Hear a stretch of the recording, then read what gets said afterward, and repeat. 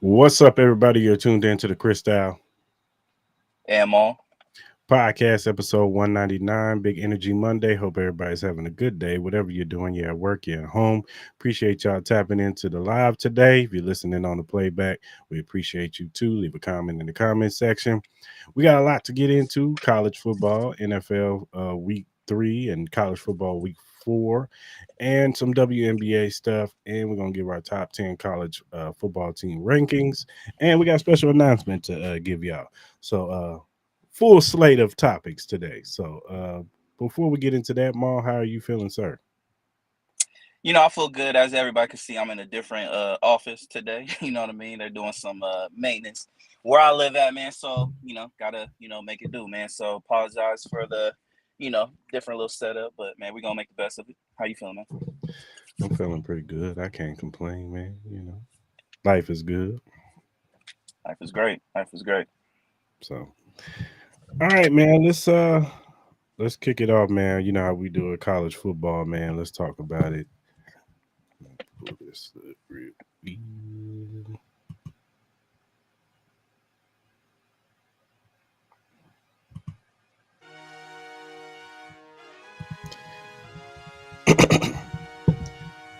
All right, man. Let's talk about college football, man. Down a little bit.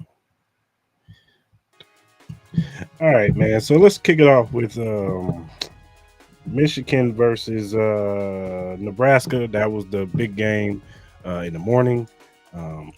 Michigan ended up pulling it off 30-27. It capped off. Bryce Underwood probably had one of his better games so far this season. He only had 105 yards on the ground, but he facilitated the offense good enough for them to win this game. The running game was strong. Their defense made a few plays on Nebraska, and Nebraska had to play catch up in the second half of the game, and it was just a little bit too late before they can try to muster up something to win the game. So, Dylan Raiola, he had a solid game, but, there were some misses from him. And, the defense, they had some misses too. So, but shout out to Michigan. They had a big win over Nebraska. No, it was a very huge win for Nebraska on the road. Haynes had a great game with 17 carries, 149 yards, and a TD. I just think the main conversation with this Nebraska team is, can they win the big games? I think that's been what's missing on Raiola. He wants to have this whole persona like he's the next Mahomes. He wants to dress like Mahomes. He wants to act like Mahomes. He wants to have the preparation of Mahomes. Well, you got to start winning big games like Mahomes. You know what I mean? Mahomes is the epitome of winning big games no matter what the situation is brought to him. You know what I mean? He's able to adapt. He's able to just do what needs to get done to get the win. So if you want to be your idol, you better start acting your idol, especially if you want those expectations laying upon you. So it's not like he had a bad game. He was 30 for 41 with over 300 yards and 3 TDs. But then again, these are the games that he needs to win if he wants to be seen as a great quarterback, especially going into the next level. So it's just one of them, another loss that just kind of loses the luster of him and that program. But I think Nebraska can bounce back. They do have a lot of great positive things ahead of them.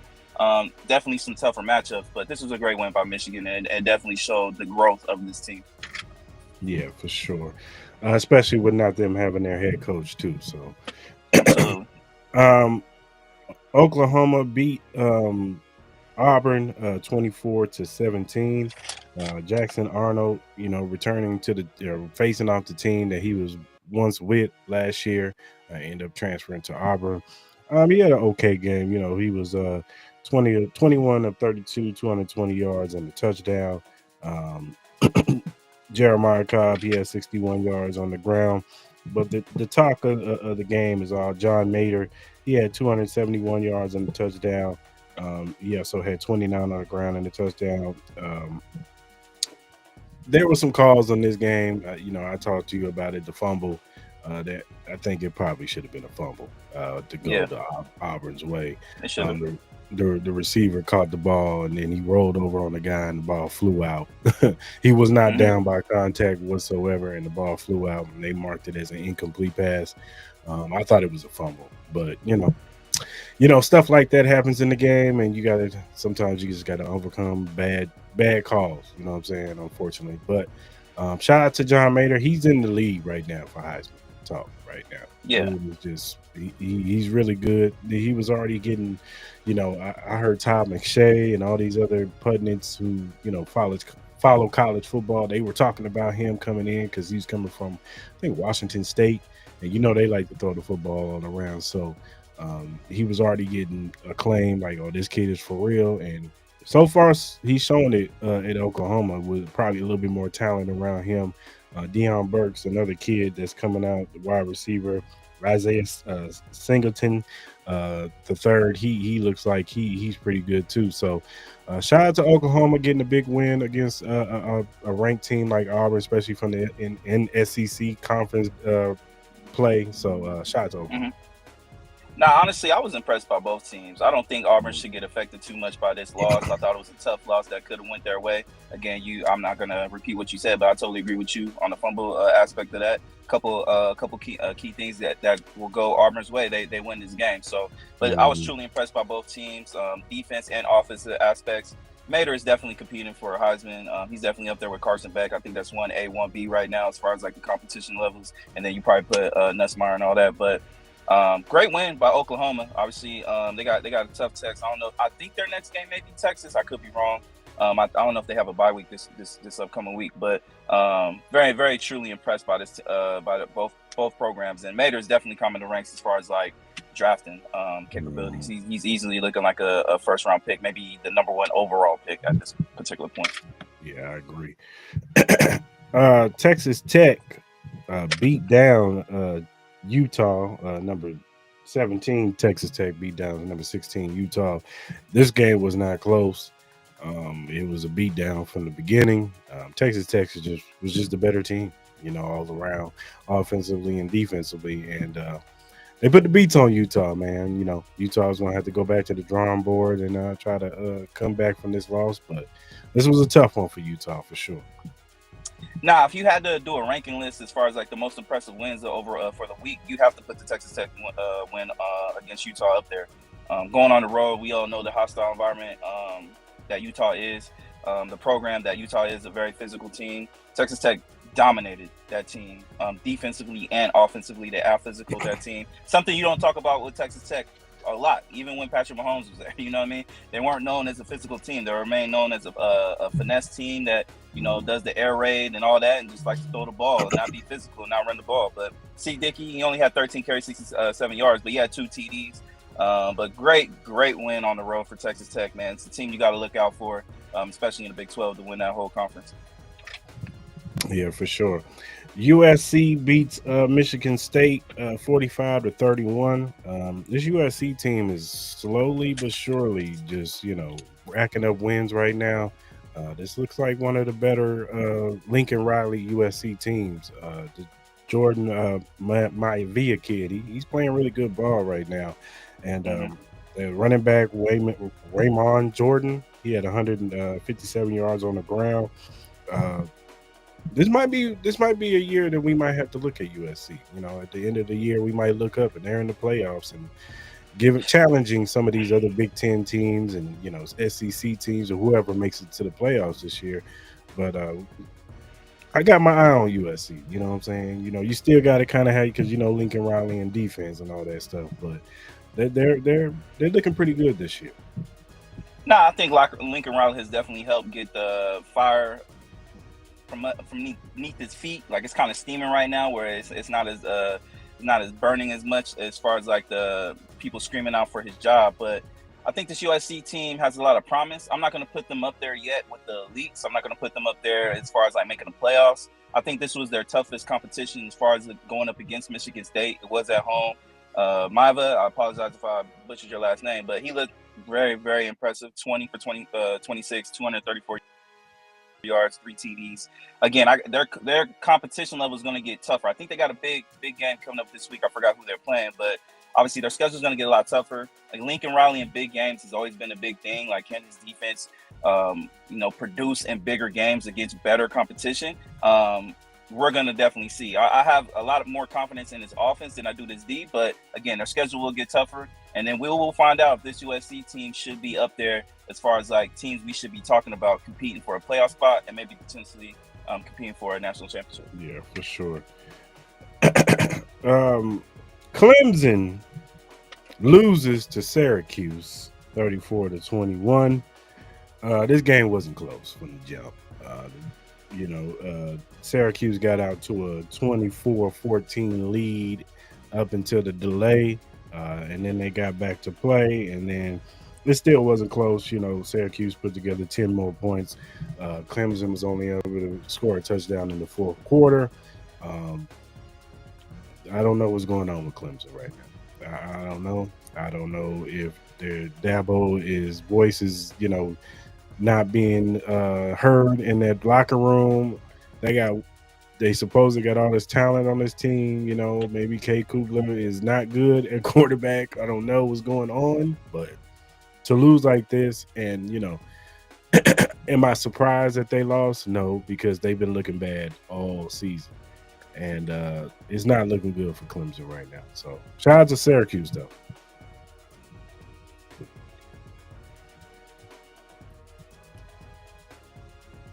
And Maul had to probably step away. I don't know what happened.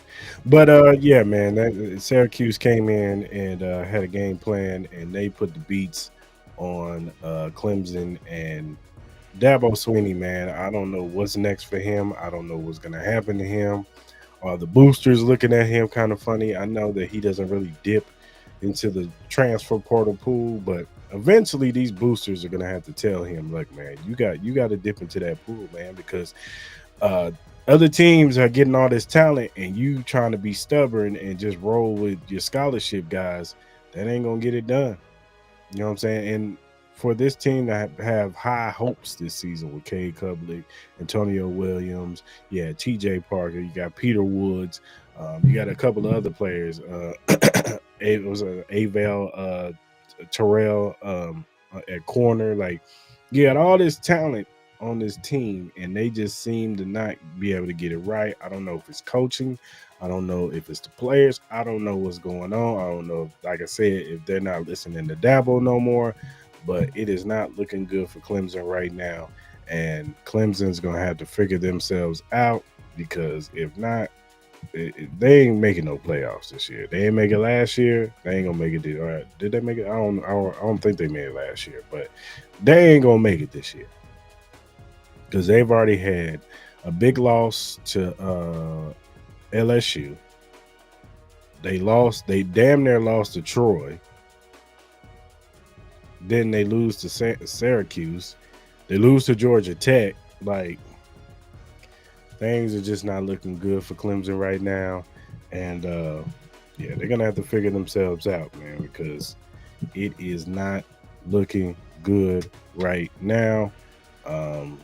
Wait for Maul to try to come back. I think he's having some technical difficulties right now.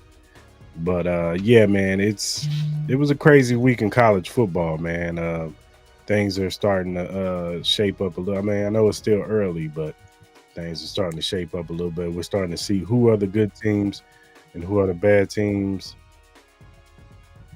Okay. Said he was here. Oh, there he is.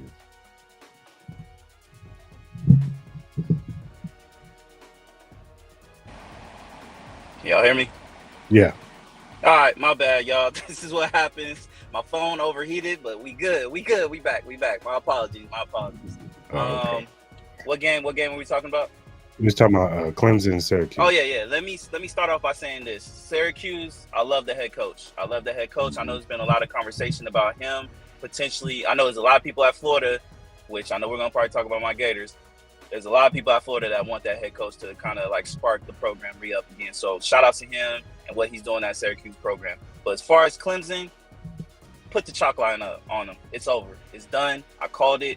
This team is terrible. They're the Florida State of this year. This team has no soul. This team has no passion. Dabo Swinney does not have the pulse of his locker room. You could tell they're not even fighting no more. It like at this point they should have lost to Troy too. You know what I mean? They should really have no wins. But this Clemson team is terrible. I don't see how. I know there's going to be a lot of conversation about Dabo. I don't know if this Clemson program is ready to get rid of Dabo and what he's meant to that program, but it's definitely going to be a conversation that's going to need to be talked about for the foreseeable future as far as like this year, because I just don't see the improvement from this team, and I don't see going forward how this team is going to progress, because you have all the talent in the world and it still isn't working. Yeah, I agree. I just said that when your thing had died down. I just said Dabo Swinney, they got to figure something out over there. I don't know if his voice is not reaching the kids no more. Maybe, and I thought they were starting to dip into the transfer portal, but I guess he's still not doing that. And he's gonna have to do. The boosters are gonna make him eventually. Yeah. They're gonna be like, hey. You see all these teams around here getting all this talent, and you trying to be stubborn because you against NILs and all this stuff. We trying to win, player. Mm-hmm. We trying to win. Yes, you getting some 5-star recruits because you're Clemson, but you ain't getting the recruits that we need. Ohio State is kicking our ass. USC, the Michigans, the LSUs, you know, Alabama, whoever. The who's is getting all the recruits, and you want to be stubborn.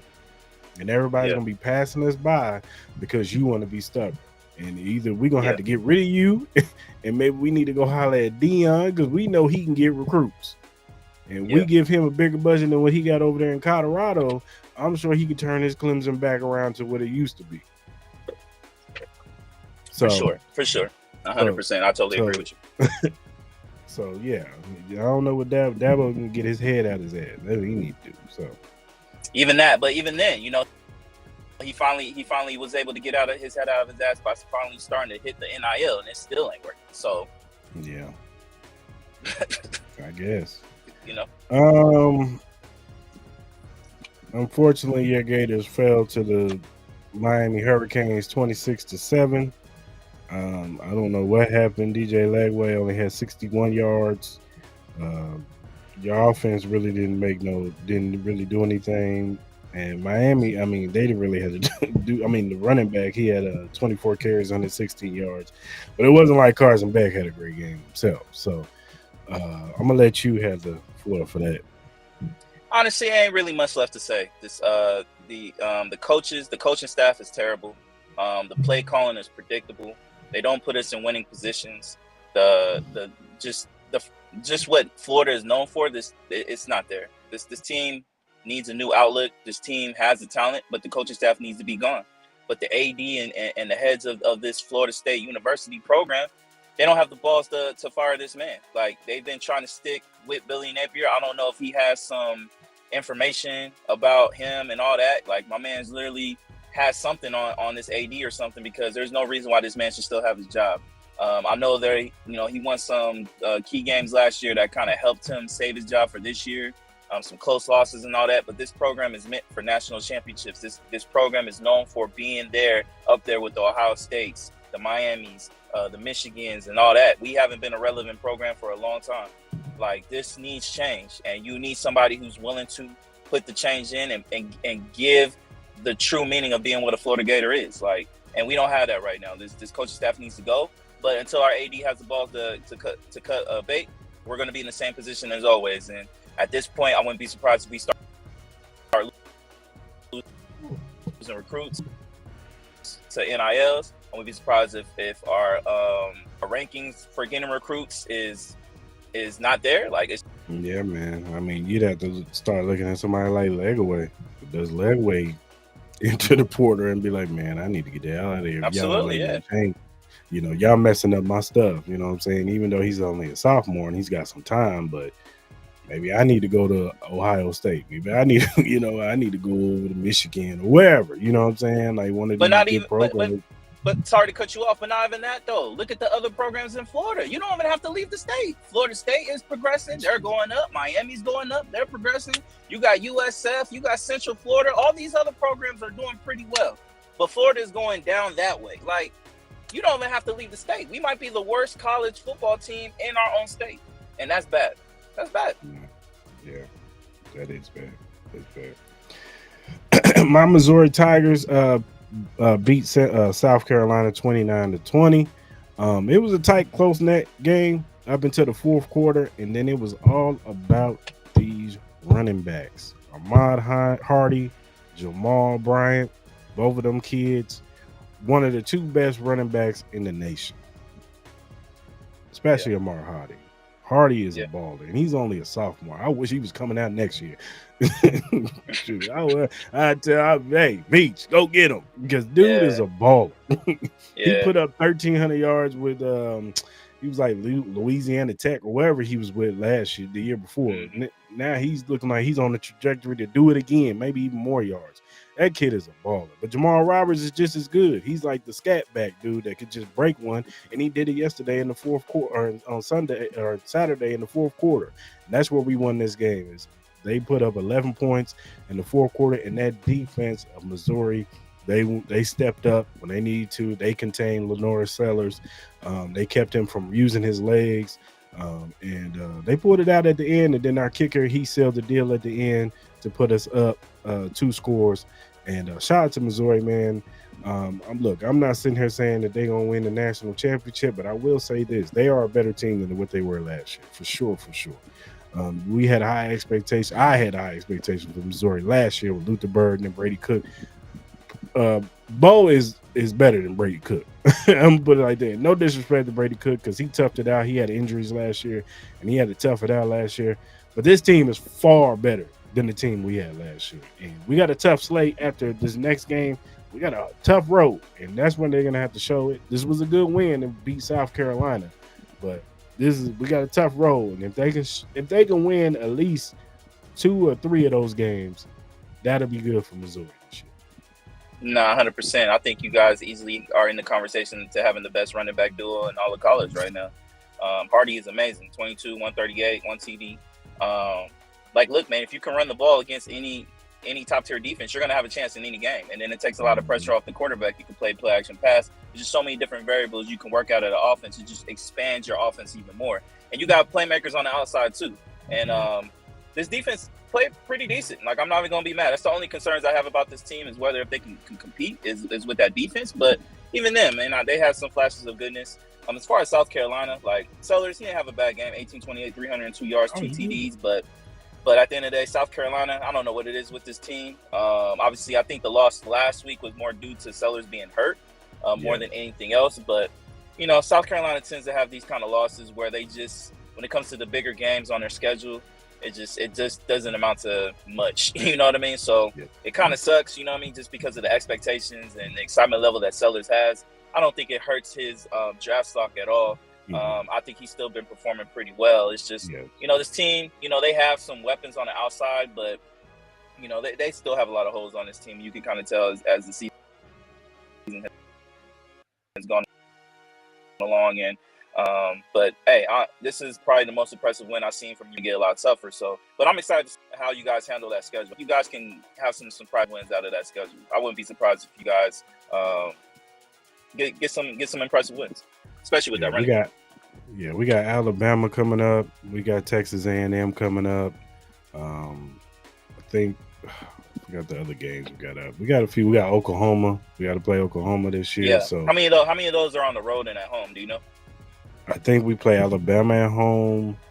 I think we play Texas A&M at home. But I forgot the other one that we got to go on the road. I think Oklahoma, you got to go on the road. There was one more game in there. Yeah, I think if you guys can go 2-0 at those big games at home, I think I'll make the playoffs. Yeah. Number 19 Indiana put the beats on number 9 Illinois 63-10. Fernando Mendoza had 267 yards and 5 touchdowns. The running back Kobe Martin had 12 catches or 12 carries for 107 yards and 2 TDs, and it was a Christmas for all the receivers on Indiana. Everybody was getting touchdowns in this game. This Mendoza kid is another kid that everybody should be talking about because he was the quarterback for Cal last year. Yeah. And he was really good for Cal. So he Mhm. transfers over to Indiana, and he's bringing some of that over to here, and it's showing. Indiana is a really good program, even though they got smoked in the playoffs last year. Um, we can make an argument this might be a better team this year because of the quarterback. I think the quarterback is better this year. So, and they can compete in this conference. But this was a really good win for them to beat Illinois. I thought this game was going to be a lot closer than what it was, and it just was no contest. And shout out to Indiana, man. They came up and they came to play, man, and they showed out. No, I totally agree. Like everything you said is just spot on. I thought this was a truly impressive win. Yeah, honestly, especially last year, their defense really was really good, but their offense was just so inconsistent. They can find that consistency on the offensive side, especially from quarterback play. Get some deep balls down the field, opens up play action, opens up the run game. This team has a chance. I think this defense can compete, and they might find their way back into the playoffs like they did last year. So we'll have to see. Mm-hmm. Notre Dame beat Purdue 56-30. CJ Carr he was 10 for 12, 223 yards, 2 touchdowns, but it was all about Jeremiah Love, man. 19 carries, 157 yards, and 2 touchdowns. Price, he added 9 carries, 74 yards, and 3 touchdowns. And then Jordan Faison, he had 5 catches, 105 yards, and a touchdown. Malachi Fields had 2 catches, 78 yards and a touchdown. This is a good win for Notre Dame. They needed to get a win in the win column just to get things rolling. They had 2 tough losses to begin the season. Like, you can't, I guess I wouldn't say you couldn't fault them, but it's just like you got to come out the gate and face 2 powerhouses in Miami and who they play last. I forgot the other team. Texas A&M. Texas A&M. That's right. 2 close losses. If the ball bounces this way, then they probably win the game. Like one of those type of games. So shout out to Notre Dame, man, to put get their season rolling, man. They needed this win, and shout out to Marcus Freeman. Nah, yeah, they definitely needed this win. It was impressive on the offensive side, but still leaves me a lot of skepticism on that defensive side.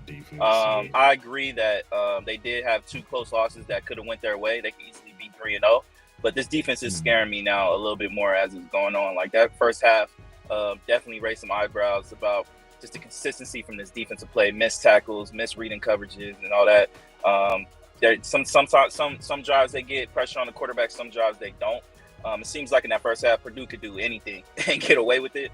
So, again, like their schedule isn't really tough. I think their toughest game they might have left is USC. So they need to be way more impressive if they want to even have a sniff chance at making the playoffs. So, great on the offensive side. Jordan Love looked like he could easily be the best running back in this league, easily competing with Hardy and your guys that we just recently talked about. But I still have a lot of questions about that defense, man. It's just not the defense that I expected to come out, especially in the beginning part of this season.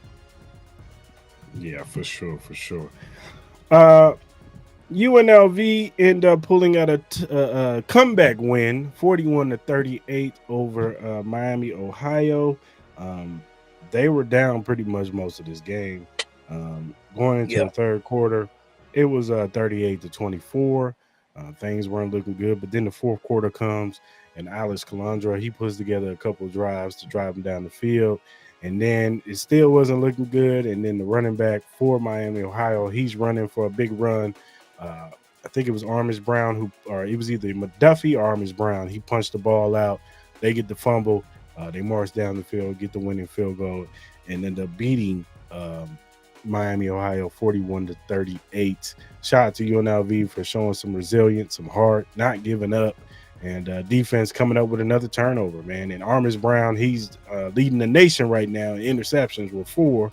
So That's one thing. If you're not going to be the best of defense, but if you can at least be opportunistic and get this ball back to this offense, that's always a good thing. But I'm always going to come back to this, Mom, man. We got to get the ball to Jaden Daniels. Jaden Brown, Jaden Thomas, man. Jane Thomas. Yeah. I know he had 118 yards, but it just still feels like he don't get the ball enough. You know what I'm saying? Yeah. And it's just like when the ball gets in his hands, that good things happen 9 times out of 10. When you get the ball to Jet, he makes things happen. So I'm just saying, I know they said Mullins is trying to save him, but if you got a Ferrari in the back, you got to drive it, man. So yeah, I just say, give him the ball more. Alex Calandra, like I said, I like the kid. He's a gamer. He has great accuracy, and when he needs to make some plays, he makes it. You know what I'm saying? And he never gives up. You never see it on his face. You never see him all down or whatever. He's always feels like he's in the game, and that's what you need at a quarterback, man. So I like the kid. You know what I'm saying? Like I said, I think he's a gamer, and when he's on the field, I always feel like we got a chance on offense. So, and Bradley, he's another kid that I like him as a wide receiver, big body wide receiver, just goes up and gets it type of guy, and I can always appreciate that. So, but shout out to UNLV, man, for getting the dub. Nah, yeah, it was that first half definitely was frustrating to watch, especially with them being down 10 or something like that. But I did. It was a good thing side creating that turnover. It looked like game was over when my man from Miami, Ohio, was running. Looked like he was about to get the touchdown, but it was a great defensive play by punching that ball out and recovering that ball, and it kind of solidify us getting that win, especially on the road. So I did love the resiliency of that. I agree with you. They need to give Thomas the ball a whole lot more. Jet deserves the ball. And I think that's a conversation that needs to be had on a college level, especially in the NFL level, which I'm going to talk a little bit more about once we talk about the NFL. Like, there is an epidemic of not playing the players that need to play, not getting the ball in the hands of the playmakers that need to play. I don't know what it is with certain coaches. I don't know if it's an ego thing. I don't know if it's them trying to be, more creative than what they need to be. But sometimes you just need to give the playmakers the ball. Find a way to give them the ball. And it seems like, and when I was watching the NFL, that need to be getting the ball a lot more, but these coaches just do not want to do that. These offensive coordinators don't want to do that. And it's the same with UNLV. When Thomas gets the ball in his hands, great things happen. Why would you not want to give him the ball more? Not saying no one else can't be that, but we know who the star of that offense should be. Get him the goddamn ball. When you get him the goddamn ball, great things happen, as you said. So make it happen. Yeah, for sure. Colorado beats Wyoming 37-20. Kadar Santos, he started this game. He actually had a really good game. 18 of 28, 304 yards, 3 touchdowns. He also had 86 yards on the ground and a touchdown. It looks like they went back to Kadar Santos in this game. And he had a pretty decent game. Look, I know they played Wyoming, but Colorado they need confidence right now. They need to get something going with this offense. And if Kadar is the guy, he faces bigger competition. So if he wants to keep his job, he's going to have to do this, or something close to this when he faces more of the competition. I know the Big 12 ain't got the best competition, but when he faces teams like Kansas, K-State, stuff like that, he's going to have to show this. So it was a good showing for them this time. They needed this after the beatdown they caught from Houston. They needed to get back to the winning column on this. They're 2-2 right now, and we'll see what they do going forward. Yeah, man. They definitely need this win. He definitely looked a lot better, but they got a big game against BYU. That's going to say a lot. I think it's at home in Colorado. So huge test. So we're going to find out if this team really has gotten over the hump, especially on that offensive side of the ball. But hey, it's going to be tough, man. It's going to be tough. So we'll see. We'll see next Saturday. Yeah. That pretty much does it for college football. Most of the other games are, teams against cupcakes. Shout out to Arch Manning flexing on Sam Houston. Yeah, that's probably the best game he looked. So, hey, it is what it is. All right, man, let's talk some WNBA, dog. We got the announcement yesterday before the game that Asia Wilson is our 4-time MVP. Well deserved. We've talked about it. We've said that she deserves to be the MVP this season. I know everybody. It's always this discourse between her and Nafisha Collier, but we've said it. Look, Nafisha got hurt. If Nafisha doesn't get hurt, this is a closer race. And I wouldn't have been if Nafisha was continuously playing how she was playing before she got hurt.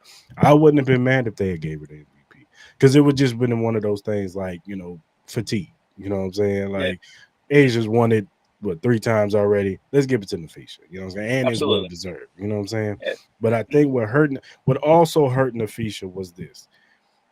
Asia Wilson was the main cog on why the Aces are the number 2 seed. You take Mm-hmm. Asia Wilson off the Aces, they don't make the playoffs. No, they're a lottery team.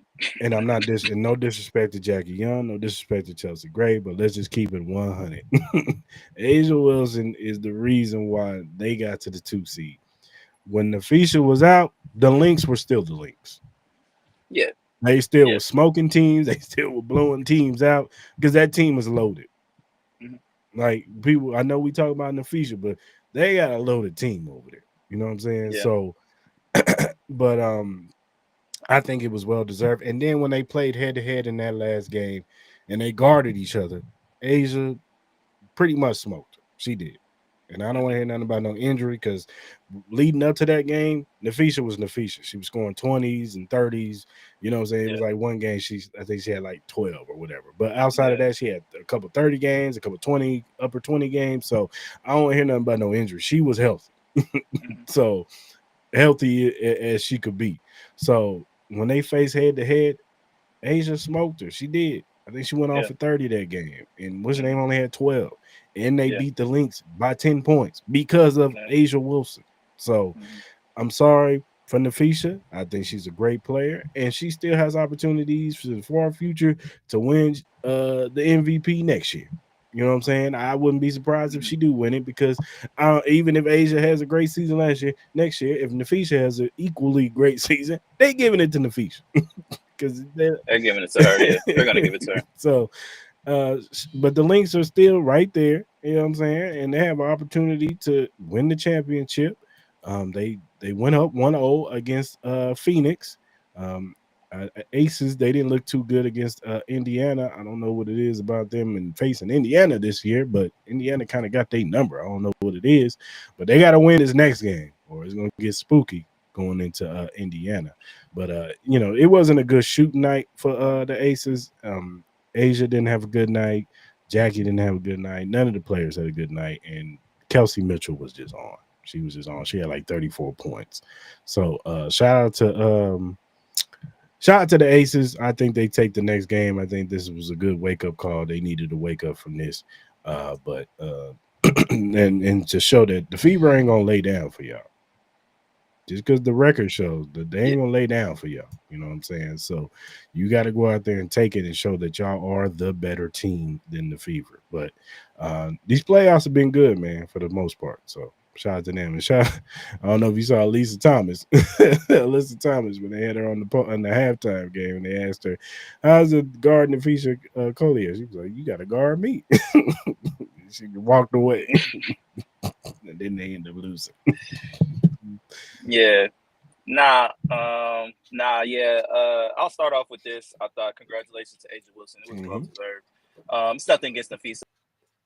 Grant, I agree with you. It was a lot more to do with the injuries and the amount of games that she missed. Only like maybe like 2 to 5 games. I think Nafisa still wins it, but with the Minnesota Lynx still being great as they were, I think that Mm-hmm. might have hurt her aspect of being MVP as well because of just Mm-hmm. how deep that team is. We know if Right. we take Asia Wilson off that Aces team is a lottery team. Let's just state facts. That team is not winning anything. But Asia Wilson proved it. The Aces had to go on that long winning streak for her to have a chance. She dominated against Nafisa Collier when they had the game out here.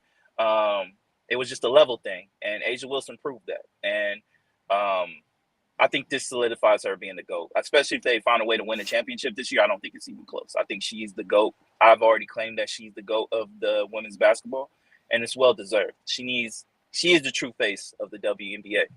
I And the agree. WNBA needs to accept that. They need to promote her more. That's how great she is. It's no disrespect to Mm-hmm. Sam and the Clayton Clark hate thing at all. This has nothing to do with Caitlin Clark. I know the popularity of Caitlin Clark is what it's well deserved. She earned that. No matter how I feel about it, she's earned that. But A'ja Wilson is the face, and she needs to be recognized at that, and hopefully the WNBA gets that. As far as the game yesterday, I just think it was a situation where out of emotion for A'ja Wilson. You kind of saw it when she was awarded the BAM presented to her. You could just tell she just didn't have the legs underneath her. Same with the Seattle Storm. Like, we got to give the Seattle Storm a lot of props for how much heart and effort. They're going to be a problem next year for sure. They just got to solidify some things on that roster, and they're going to be young. But that's that young center that they have, as me and you have talked about it, she's going to be a major, major problem. If they can get some scoring and some more creativity and some youth around her. I love Skylar Diggins. I'm very curious to see what they do as far as like their roster. But Seattle Storm are going to be good. But as far as the Aces, I'm not really worried. A'ja was 6 of 22. She had 16 rebounds, 13 rebounds, of 4 blocks. Jackie Young had 19.7 rebounds, but 5 bad turnovers. I think this team is going to play a lot cleaner. There are certain things that make me a little worried about the Aces because it seems like they are reverting back to ways they were playing a little bit earlier in the year. They got to find their rhythm back. That's why I was always curious about the amount of games they won in a row was very, very impressive. But it's like, did you kind of use all your energy getting those 15, 14 wins, and then now you just don't have the legs underneath you, and you know how much more physical, how much more fast-paced the playoffs is going to be. And then the Fever aren't going to back down. I think they've played a lot better without Caitlin Clark. Casey Mitchell has been the best player on this team, 34 points, 3 assists, 2 assists. And the sleeper on this team is Odyssey Sims. She's had a lot of big baskets in a lot of these key games in the playoffs. She had a key basket against the Dream the other night. I think that helped solidify, get them the win. You know what I mean? So she had 17 points, 3 assists. But I do expect the Aces to have a bounce back game tomorrow. And I do expect them to tie it up. I wouldn't be surprised if this game goes 5 games. The series goes 5 games. Like, plays all. I wouldn't be surprised because the Fever, you just have to put a lot of respect on it. Outplayed the Lynx in the first half, but the second half, it just seemed like they lost their legs, and the Minnesota Lynx just kind of just took over. And then we got to shout out Courtney Williams, man. That stud has been a stud. like no pun intended, but she's been killing. Yeah, 23 points, 8 rebounds, 7 assists, and 5 steals. Like she was killing. No, she's good. Kayla McBride had 21 points, 6 rebounds, and Nafisa Collier, she didn't dominate game like we're used to, but she had 18, 9, and 3. That just shows you the amount of depth that they still have on this team. And the Lynx are always going to be a problem. Even if the Aces find a way to get to the championship, I wouldn't be surprised if the Lynx should be favored. I think the Lynx probably should be favored even over the Aces. But the Aces always have the ace in the hole with A'ja Wilson, but they got to get over it. But I think the Mercury will be fine. I think both of these series have the potential to go 5 games. I just think that they just played a bad second half, man. I think they got outscored by almost like 15 points in the whole entire second half or something like that. So 15, 17 points. So I expect a better game for Phoenix. I wouldn't be surprised if they won game 2 and both series go back 1-1 to the respective other cities. Yeah, I agree. Back to your Seattle point, it's going to be interesting because they parted ways with their head coach. So we got to see what they do at head coach first. And which I have a problem with that, though. She did an amazing job. I don't know why they got. I agree with you. I don't understand why they let her go. I thought she was a good head coach, and they were almost right. They were a point away from upsetting the Aces. They're hey yo, shout out to whoever handles the light situation for the Aces, yo. Y'all the true MVPs. Because if she makes it, they're gonna have to replay the whole goddamn play because everything went dark. You couldn't see unless if they have like a black light or something that they can see in the dark. But shout out to my boy, my lady, whoever handled them lights. Y'all knew what y'all was doing for real. Yeah, for real. That's funny. All right, man. We're gonna go to a quick commercial break and we'll be back. Introduce yourself to Magnet, the ultimate sports drink. Are you ready to take your performance to the next level? Do you want a sports drink that eliminates the muscle cramps and fatigue when working out or training? Meet Magnet, the sports drink designed for athletes who refuse to settle for mediocrity. It's power-packed electrolytes and rehydrates and restores balance with their scientifically formulated blend with magnesium that fights fatigue and boosts endurance. It has natural ingredients made with real fruit extracts and no artificial colors or flavors because your body deserves the best. It has delicious flavors like mixed fruit and watermelon that keep you revitalized and ready for action. It will boost your performance with essential vitamins and minerals Magnet fuels your workouts, helping you crush your goals. Join the Magnet movement, whether you're training, competing, or simply staying active. Magnet is your go-to refreshment for peak performance. You can order it now on our direct link at drinkmagnet.com. Also, use promo code Cris Style Mal to get $5 off your purchase. So don't wait. Again, that promo code is Cris Style Mal to get $5 off your purchase. Get Magnet, push your limits, fuel your passion.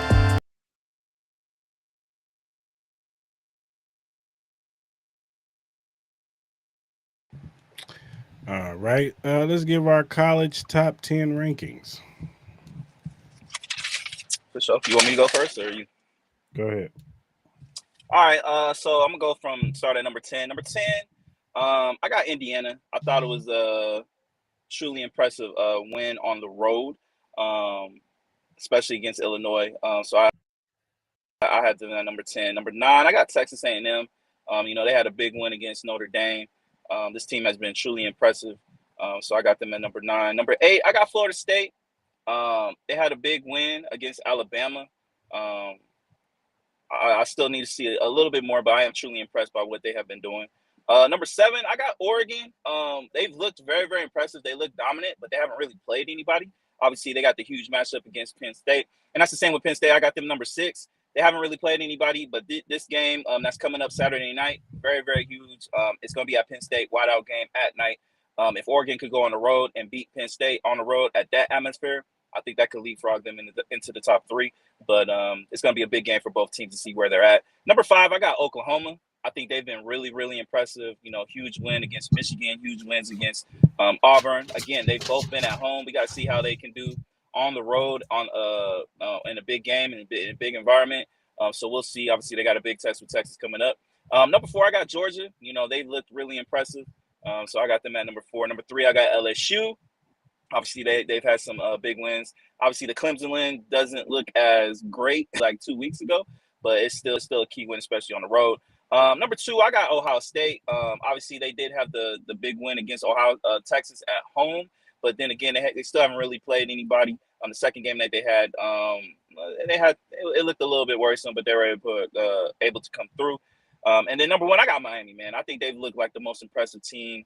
Some big wins against some key opponents.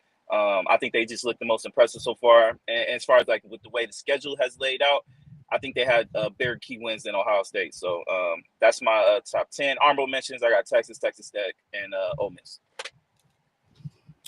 For sure. I'm with you. I got Indiana number 10.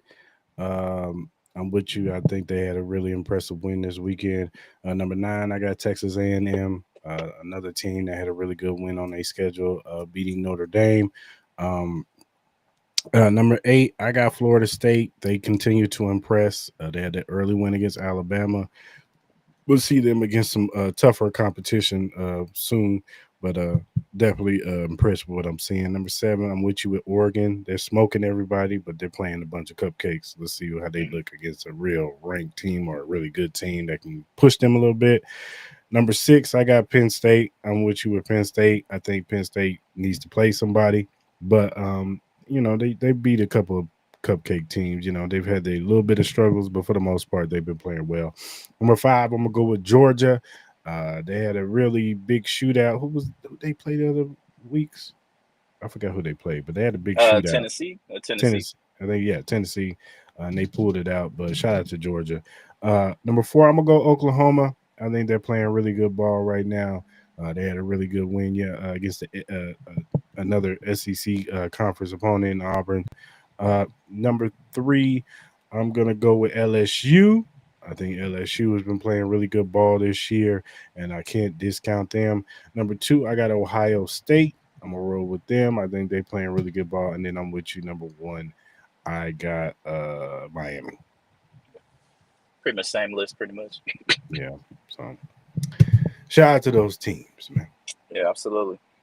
All right, man. Let's do our BetUS Surefire picks.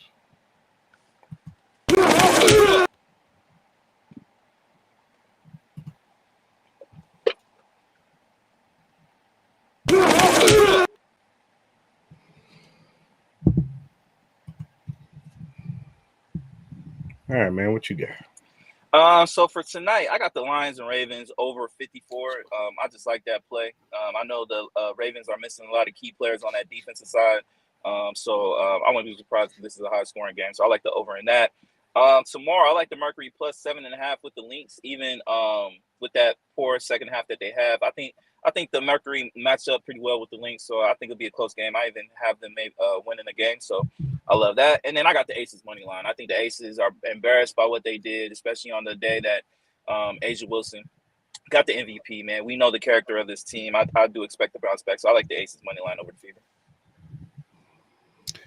I'm gonna take the Baltimore Ravens on the money line and the over. I think this game will definitely go over.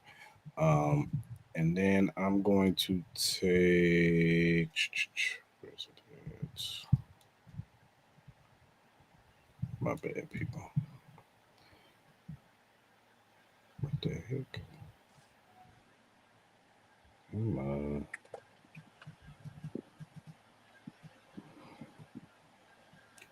And then I'm gonna take the Aces on the money line too.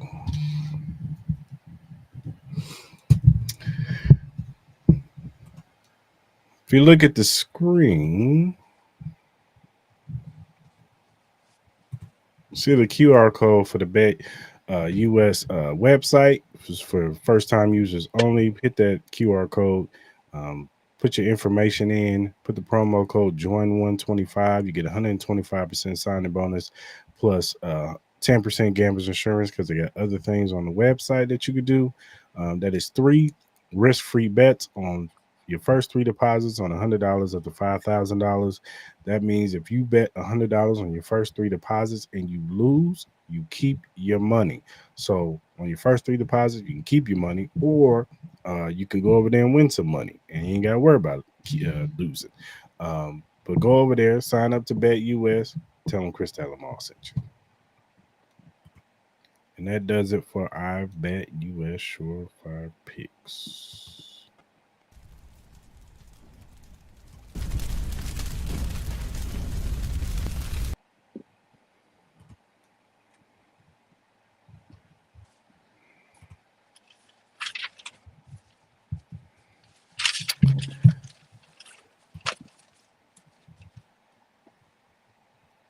All right, man, let's recap week 3. We'll do the special announcement for the end. Give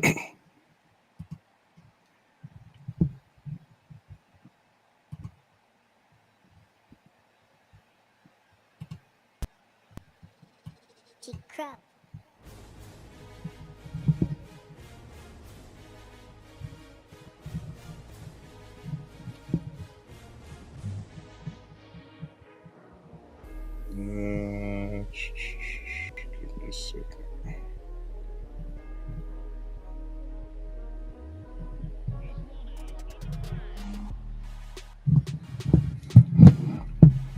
All right, Thursday night football. We had the Buffalo Bills beating the Miami Dolphins 31-21.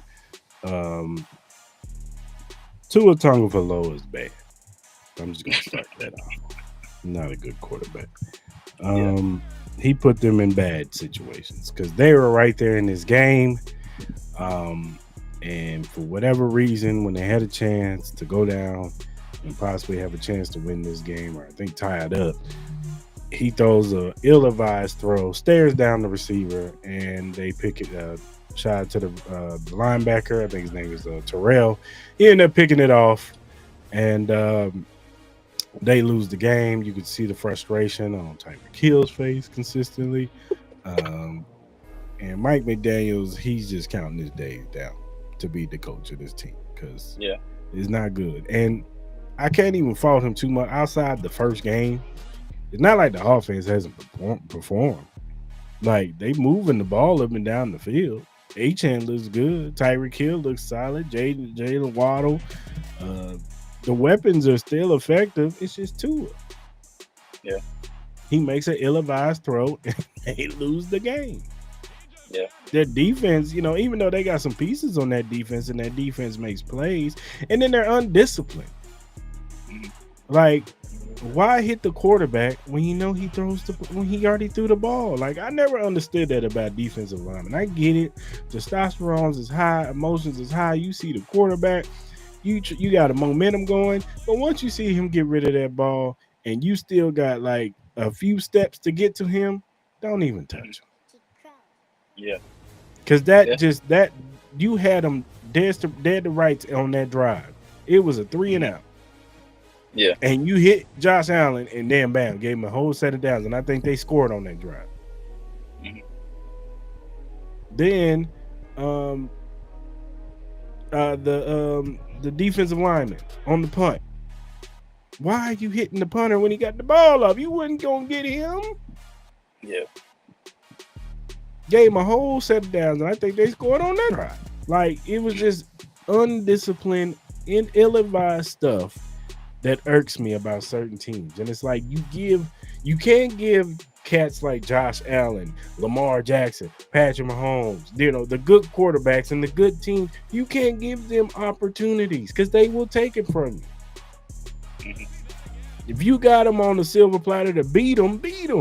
But don't do no dumb stuff.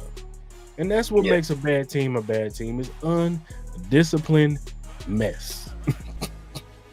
Yeah. And it's like, I'm not talking about some rookie. I'm talking about like 5, 6, 7 year veterans who've been in this game for how long, and you still making that mistake? Like, come on, bro. So it wasn't good, man. It wasn't good. No, it wasn't good at all. Obviously, the roughing the kicker, I think, was the key to the game, and the Bills getting the win. Tua's bad. They committed to Tua, so they're going to have to live with that. I don't know what his contract situation is going into next year. I'm assuming they'll still take a bad cap hit. I don't know how many more years he has left on that contract and how much money he's owed. But Tua hasn't played up to par. And then on top of that, you still are always going to be worried every game he goes out there with the concussion. Like, his career could be just done. As far as, like, the weapons they still have a ton of weapons, but again, I think this might be the time as we get closer to the trade deadline. This could be a team that could be shopping some of its players and maybe potentially consider maybe retooling this team. I wouldn't say they go full rebuild. They might have to go full rebuild, but it's looking like it's heading in that direction. They might as well just clean slate, man. Get some draft assets, trade Tyreek somewhere, trade Jalen somewhere. Keep some of these younger players. Maybe even consider trading a Devion Achane, like you did draft Ollie Gordon. I think he had a touchdown in this game. Offensive, they still look good. As far as like the Bills though, the more and more I watch this defense, man, this defense is not good, bro. It's not good. And I get it. Like, these people are still telling me, Ed Oliver and what's my line? What's the linebacker's name? Matt Milano and all that. They were still getting cooked by the Baltimore Ravens. I get the Baltimore Ravens are an excellent team. And I get Derrick Henry, but Derrick Henry is on pace to get 200 yards, man. Let's be real. He was on pace to get 200 yards against the defense. Josh Allen literally has to be Superman for this team to actually have a chance. So, like, I get it. The Bills are 3-0, but I have a lot of questions on this defensive side. And it's just making me more and more assertive that I don't think this is the team. Like, I think they can potentially make it and make the AFC Championship game, and they're gonna have to have a lot of luck on their side to get to the Super Bowl, especially with how deep the AFC can be. You know what I mean? Like with Chargers, and the rest of the teams that we're going to talk about here in a little bit. So, Bills, they're 3-0, but I know a lot of people are trying to hype this team into something. I don't think they are. Yeah, I agree. I think they need to make a move on defense. They need a pass rush. They need a consistent pass rusher. That's what they need. Either get a pass rusher or get a lockdown corner. They need one of the two. Because then it's like, all right, you get Oliver back and all that. You can still maybe find a way to get some pass rush and some on the quarterback. But if you got that solid lockdown cornerback where you don't have to worry about the top-fledged receiver, I think that helps. Maybe the pass rush get there a little bit. They need one of the two, because without that, and I get it, people are kind of waiting on Maxwell Harrison to come through, but he's still a rookie cornerback. I don't know how much unless my man's going to have a Sauce Gardner type of year or Darrelle Revis type of year, which I don't see. like even Will Johnson, like, as much as he's impressed, he still has some occasions where, he has rookie mistakes. I don't think you want to put that much pressure on Harrison. I don't think he's even ready for that. If he is, then God bless him. Like, you know what I mean? Then cool. But I agree with you. They need to either get a trade for a pass rush or get a cornerback that can at least help you lock down a lot better than what they're doing. Because if it's going to stay like this, and we all know the injury problems that the Bills have, I personally, unless Josh Allen has an all-time great year throughout until February, the likes we haven't seen, even better than a Patrick Mahomes style year, better than Tom Brady throwing over 50 TDs to Randy Moss. Like, he needs one of those type of years for them to have a chance to get to the Super Bowl, especially against that Baltimore Ravens. Like, if the Baltimore Ravens see them again, I think they're going to get worked because I think they're tired of losing to this team that they know they're better than. Right. No, I hear you. I agree. The Vikings put the beats on the Bengals. This game was not close whatsoever. Carson Wentz didn't have to do no heavy lifting. He only had 173 yards and 2 touchdowns. Jordan Mason had 116 yards and 2 touchdowns. Man, this was a beatdown of epic proportions right here, man. Yeah. I don't know if this was worse or another game we're gonna talk about later, but yeah, man, it's bad for the Bengals. They don't have Joe Burrows, and I'm gonna be honest with you, Mom. Do you think it'd have been different with Joe Burrows? Yeah, because his offense would have looked way more competent. Like, Jake Browning had the little good game where he wasn't playing against, and he came in the game and he looked formidable. It's just like any competent quarterback, that backup quarterback that comes in the game. When they don't have the game plan, you're gonna have the game where it's like, all right, we're not really studying this dude. We study Joe Burrow. We ain't study Browning. The Vikings, they study Browning, and what do they look like? They look like the Bengals we've all been expecting, except they don't have their top-tier quarterback. Their defense is terrible. Jamar Chase ain't getting the ball. T. Higgins look like he's like the 4th option. Chase Brown ain't producing. This offensive line looks terrible. This team is bad. And now they don't have their savior, the Superman savior, to save the day. Like, this is another lost year for this team. I think this team should consider trading T. Higgins. I really believe that. They should just trade free T, because at this point he ain't gonna get no love. Like, Jamar Chase is gonna stay there because he's gonna stick with his boy. But I truly believe, and me and you even kind of questioned it, that why did T. Higgins sign that contract, bro? You could have got way more money from the Patriots. You could have got way more money from the Raiders. You could have got way more money from somebody and more stability. And you would have been the number one. You would have been the true number one. Why did you re-sign there? Like, y'all had no, and then the Bengals wanted to do that knowing their defense was terrible. So now you locked yourself in on this offensive side, knowing the injury history that Joe Burrow has, knowing the injury history that Jamar Chase and T. Higgins all have, how bad this O-line is. What are we doing? What are we doing? And as far as, like, the Vikings, this just shows what happens when you have a competent quarterback. Carson Wentz didn't have to do much, but he looked competent. He looked like he knew what he was doing. He knew he can get the ball to Justin Jefferson and all that. Jordan Mason looks like one of the top 5 running backs in the league right now. He looks very explosive. A reason why did the 49ers get rid of him but decide to keep Isaac Orlando, who can't stay on the field? That's another conversation that you need to have. But you traded Brian Robinson Jr. when you had Jordan Mason the whole time. But the Vikings, look, I low-key, I'm going to ask you, Chris, what do you think is the better solution? Carson Wentz or J.J. McCarthy? At this point, I'd rather have Carson Wentz. And I get it, it's only been one game.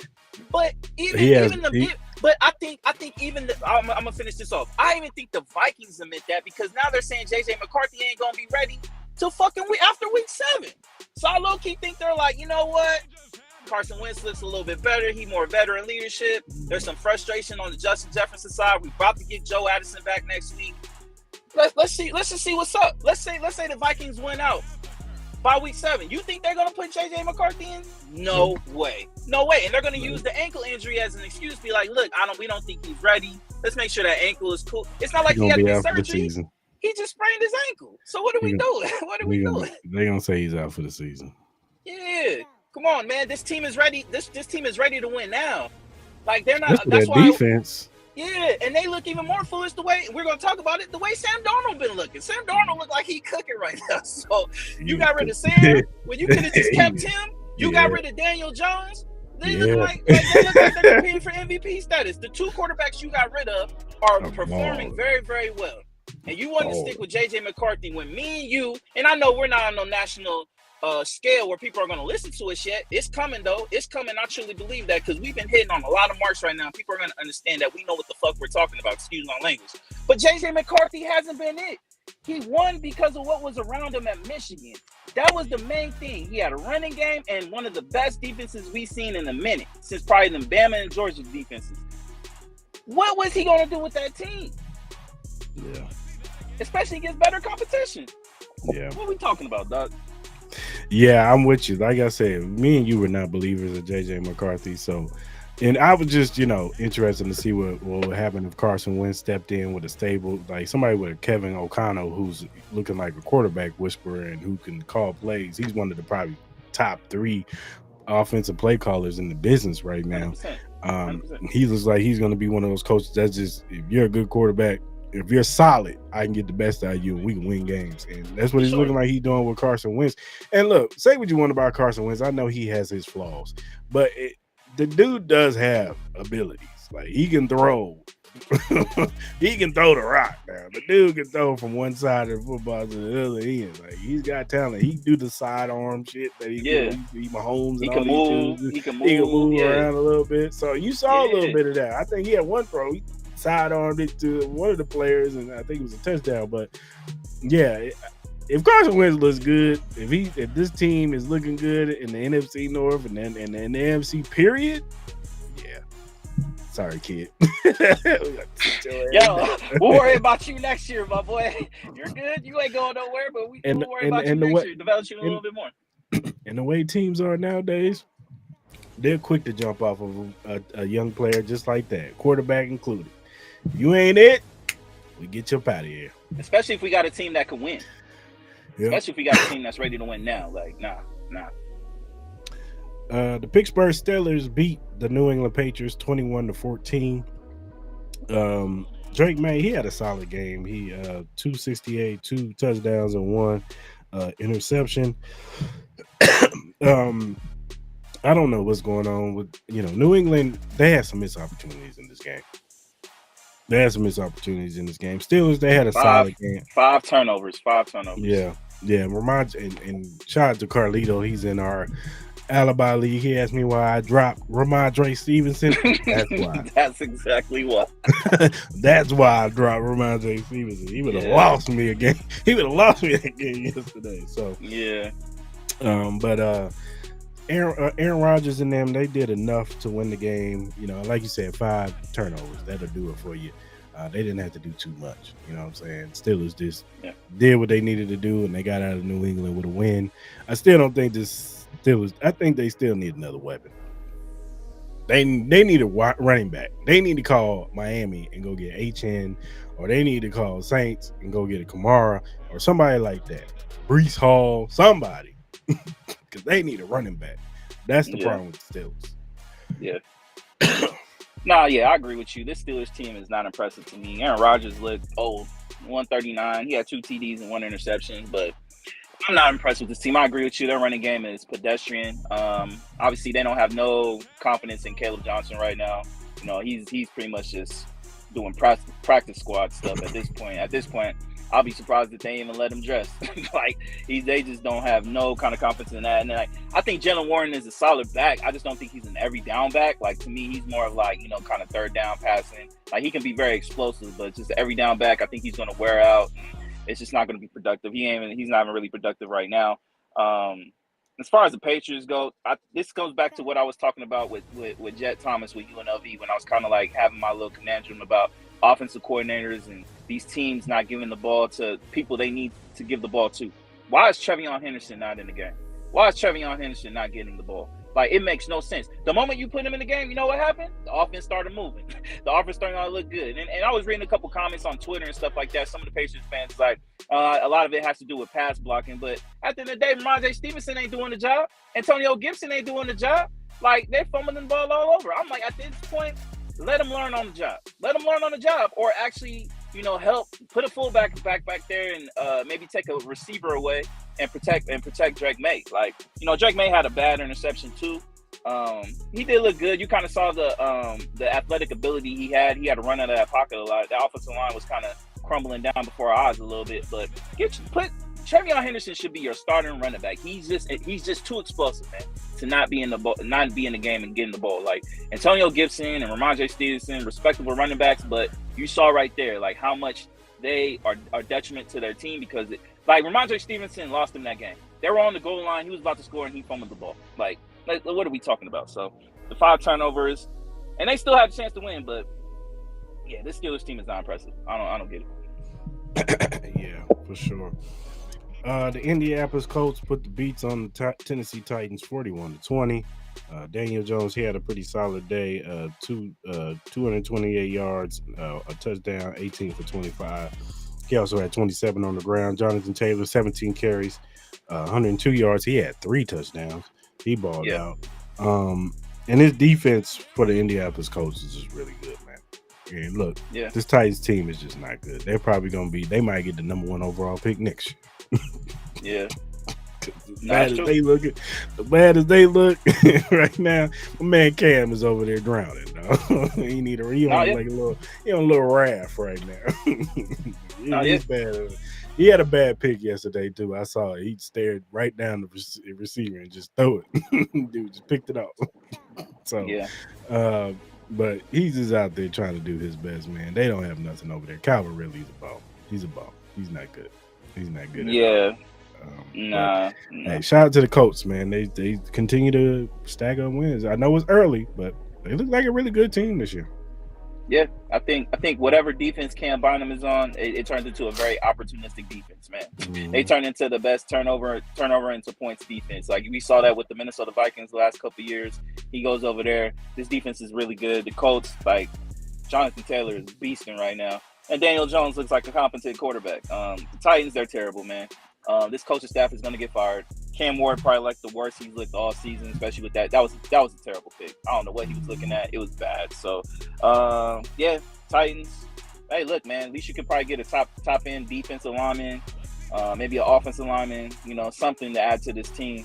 Because I think Cam Ward will be fine. Like, he has all the attributes to be great. He needs weapons. He just needs weapons, dog. He just needs weapons. He needs protection. He needs a running game. Like, the Titans need a lot. They need a lot. And I think their defense is more far along than what people think. I know it's a bad game against the Colts, but this Titan offense isn't putting this Titans defense in any great standing at this point. You could tell this Titans defense is already getting worn out at this point. So, and then it's been impressive with the Colts, man. I think they punted for the first time this year. You know what I mean? And being in the third game, that's been pretty impressive. So, shout out to the Colts, man. 3-0, they're easily going to probably win this division. The Jaguars beat the Houston Texans 17-10. Neither team looks impressive. Neither team looks good. Trevor Lawrence is not good. And this offense for the Texans, I don't know what they need to do, Mal. But I kept telling you, I was worried. I was worried about CJ Stroud in this offense, man. It's just not looking good. I don't know if they need to. Maybe they need to, when Mike McDaniels get fired, go get Mike McDaniels as your OC. Maybe he'll get you right. You need somebody like that. You know what I'm saying? To come over there and correct that, because whoever this offensive coordinator is, it ain't getting done right now. And they ain't looking good. They look like they might look worse than what they looked last year. They do. At least last year they was way more competent on offense. At least they can get something going with Nico Collins. At least they can get something going with Stephon Diggs was healthy. Tank Dale. This year, it does not look like remote. And they got a good defense. They got a really good defense. I think one of the best. And I'm not trying to put my mans on watch, but D'Amico Ryans, my brother, you the head coach. They gonna put this on you. Mm-hmm. And then, I don't care how good the defense. I know you're the defensive minded guy, but you can't just have one side of the ball looking good. Yeah, you the head coach now. They gonna put this all on your floor. Mm-hmm. And why you ain't getting the best out of CJ Stroud, somebody who had the rookie season that he had, then he comes back his second year and has a okay solid year, and now he's coming in 3 games in. You guys are down 0-3, and CJ Stroud has not looked remotely any good. Mm-hmm. So they got to fix this.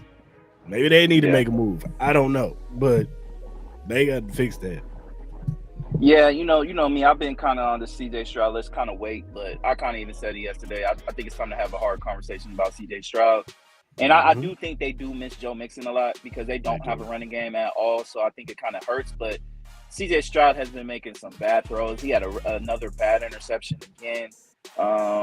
This offense just doesn't look right, even with the additions of the young guys from Ohio State. It doesn't seem like they're trying to get them involved at all. Like I think Higgins is pretty much as a returner at this point. Um, yeah, man, this is tough. And even the Jags, like I wasn't really impressed with them at all. Even with the win, both of these teams don't look really good. I think it's bad on both sides. I'm not going to cap, but the Jags are 2-1. Man, the Texans are 0-3. That's just kind of the way it is right now. Yeah, it's not good. The Carolina Panthers put the beats on the Atlanta Falcons 30-0. And it's not like the Panthers like did anything crazy. It's just that the Falcons were just that bad. Bryce Young only had 21 yards. Like it wasn't like it was something crazy. Chuba Herbert had 73 yards. Like, yeah, there was a couple touchdowns from Rico Dowdle and Bryce Young, but this is mostly off on defensive effort. Defense was just giving Atlanta hell. Penix had two interceptions. It was just they couldn't get nothing going on offense. I see a lot of Atlanta Falcons fans complaining about Raheem Morris and how he's coaching the team, but I don't know what's up with Atlanta and Panthers. They are who they are. It is what it is. It was a good win for them, but I wasn't really impressed with either team. This might have been the most disappointing team of the week. Like, there's no reason why you get 0 points and you have Drake London, Bijan Robinson, Kyle Pitts, and the rest of those guys on that offensive side. Like, Michael Penix looks terrible. I've been said that Raheem Morris, I've never been a big fan of him as a head coach. I think he's better as an OC. This team just it looks like it has no creativity at all, especially on the offensive side. And the defense just looks non-existent. So they have too much talent on this team. You got AJ Terrell, again, Bijan Robinson, Kyle Pitts, Drake London. And some of these players that should be bigger players, they need to prove themselves because they haven't had like the big seasons that we've all kind of expected from them. But my God, like how bad can you be when you put 0 points against the Panthers? And you know me, I've been trying to be a big opponent from this Panthers team of being a surprise team, but they have shown like they're the same Panthers team. And then again, Bryce Young only had, as you said, 121 yards. Like this team wasn't impressive. The running game wasn't impressive. Defense was probably the most impressive part. But Michael Penix threw 2 bad interceptions. You got 0 points out of it. So that was pathetic. If I'm a Atlanta Falcons fan, I don't know. I'm not in a happy mood. And right their kicker was missing kicks. Yeah. You know what I mean? And you got rid of Young Hae-Koo. You got rid of Young Hae-Koo for a worse kicker. So it's kind of like, it is what it is, man. It's not really good right now in the ATL, man, at all. Make this statement. You probably not gonna agree with me, but 3 games in, the Eagles remind me of the damn Chiefs from last year. Boy, the ball is bouncing their way. It is, man. That's true. CeeDee Lamb drops a game-winning touchdown. Travis Kelce drops a potential, game winner for the Chiefs, and then they block a field goal that the Rams should have won the game. And hey, my condolences to all y'all that had the Rams plus three yesterday. Yeah, Jordan man. You Davis saw that shit. Messed that up quick. Chad Davis, he put a parlay in. He said, "I'm getting this done." Yeah, facts. He ran like it too. He ran like it too. He said, "I'm getting this parlay today, boy." No, not today. But the Rams should have won this game. They dominated most of this game. They really did. But shout out to the Eagles in the fourth quarter. Jalen Hurts said, "Damn all this. I'm getting this ball AJ Brown. I ain't playing with y'all no more. This offense is pedestrian. Like I don't know who their offensive coordinator is. Maybe he opened things up. Maybe Nick Sirianni ran over there and said, "Hey, you need to open this thing up. Get the ball to AJ Brown." And we talked about this. Like they can't live how they was living. Outside the Cowboys game, they had the offense going. But even still, AJ Brown didn't get the ball. It was more so about Saquon. Yeah. So they got to open this up. Oh, damn, that's messed up. Nick Bosa out for the season. But yeah, man, they got to look like how they look in that fourth quarter. If they ever, because they got the Buccaneers coming up, and the Buccaneers are like their Achilles heel. And Baker Mayfield looks like an MVP candidate right now. My man is balling right now. Yeah. So they better look like that team that was in the fourth quarter. Get the ball to AJ Brown, get it to Devontae Smith, and get it going, because you can't continue to just live off of running the football and tush pushers. You can't do that. Somebody gonna come in with an explosive offense like the Rams, and they gonna put pressure on y'all. So I'm just saying, I'm not saying that the Eagles ain't a championship team. Of course they are. They got too much talent on that team not to be a championship team. They are the best team in their division right now. It's not even close. But they better show what they showed in that fourth quarter going forward. And I know this is how the Eagles, they go through their season, they do this. But they need to show it now, because now they're the hunted. And every team's going to give you their best. So that's all I'm saying. I'm gonna be different from you. I think this showed why the Eagles are the best team in the league right now, because they're showing you different ways they can win the game. They can win with the running game. They can win with their offensive line. They can win with their defensive line. They can win with their cornerbacks. They can win with their receivers. And I think Jalen Hurts needs to have more respect. I think this team has so many ways they can beat you, and they prove it again. Again, I understand it. Like, some of the bounces have gone their way. But, Saquon Barkley still hasn't had a really great game. You know what I mean? This offensive line has still looked consistent. I think they still are dealing with injuries on that O-line. But, again, you have A.J. Brown, you have Devontae Smith. Both guys had a great game. I think this could easily be an NFC championship game in the next 3-4 months. I think the Rams shouldn't – I know they're probably a little pissed that they lost a game that they should have won. Again, I agree with you. They were the dominant team for probably 3.5 quarters of this game. But again, as the Eagles, man, you're finding a way to win games. That's all you can ask for. Like I've said it before, I wasn't really worried about this Eagles team. They always kind of like offensively start out slow, and then they kind of find their rhythm by like week 8, week 9. And it's just kind of the same way. If this team can stay healthy, this Eagles team is the best team in the league. And yeah, I don't think it's close, but again, they're going to find different competition. Styles make facts, and I think the Rams just match up really well with them, especially with the addition of Devontae Adams. You kind of saw what he could bring to that team. Kyron Williams looked really great as well. I wouldn't be surprised if the Rams were kind of like on a trade block, because I think they can maybe get another corner or some, or maybe add addition to maybe the middle linebacker position, or kind of help, with that. I think that's something they can look into. I don't think they need anything on the offensive side, but if they can find like another defensive piece or something that can help with this defense, I think the Rams could be up there with the Eagles. I think these two might be the best two teams in the NFC. I think it could be one A and 1B, if you want to say that. Mm-hmm. Yeah. The Buccaneers pulled it out against the Jets, 29-27. This was the week of the blocked field goals. Yeah, because the Jets blocked the field goals on the Buccaneers, and Will McDonald ended up picking it. He blocked it, picked it up, took it for the score, and they went up on the scoreboard. And then shout out to Baker Mayfield and his team. They marched down the field, get the win.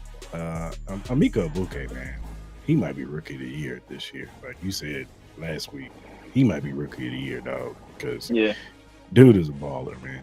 I mean, he had a great catch in this game. Yeah. Dude he a baller. Them Ohio State wide receivers, man, they good, man. Mm-hmm. Yeah. So yeah, they are. And then Bucky Irvin, man, he's really good at running back, man. He even though he didn't have a great game, but he knows how to make some moves when they need it. He makes good clutch moves when they need him the most. So shout out to the Buccaneers. Like I said, I still think Baker Mayfield, he's up there for MVP talk, because he's been willing his team to W's, man. Yeah. And also, one more thing. I think the Jets looked a little bit more confident with Tyrod Taylor at quarterback. I'm just gonna say that. Nah, they do. Like, he can throw the ball. Justin Fields can't. Like, that's easy. This Bucks team, like everything you were kind of saying about the Eagles, that's how I feel about the Bucks. Like, yeah, they've been winning close games, but they're against teams they should be dominating against. That makes me a little worried about this team. Like, how many close games can they win? You know what I mean? It might just be their year. You know what I mean? But the Bucks have easily the best wide receiving core in the league. Like, because you're about to lose Mike Evans for probably 3 weeks to a month with a hamstring injury that he's dealing with. But you know what happens? You get Chris Godwin. You know what I mean? You get Chris Godwin. Emeka Egbuka is probably their number one right now. Chris Godwin's your number two. You still have, I think, Jalen McMillan, what was his name? McMillans or something like that. I don't know if he, like, you know, you still got him and all that. I think he's probably coming back. You got Sterling Shepard. Sterling Shepard is still good. Yeah, Rashad White. This offense is good, man. This offense is deep. This is probably the best offense in the league right now as far as like overall talent.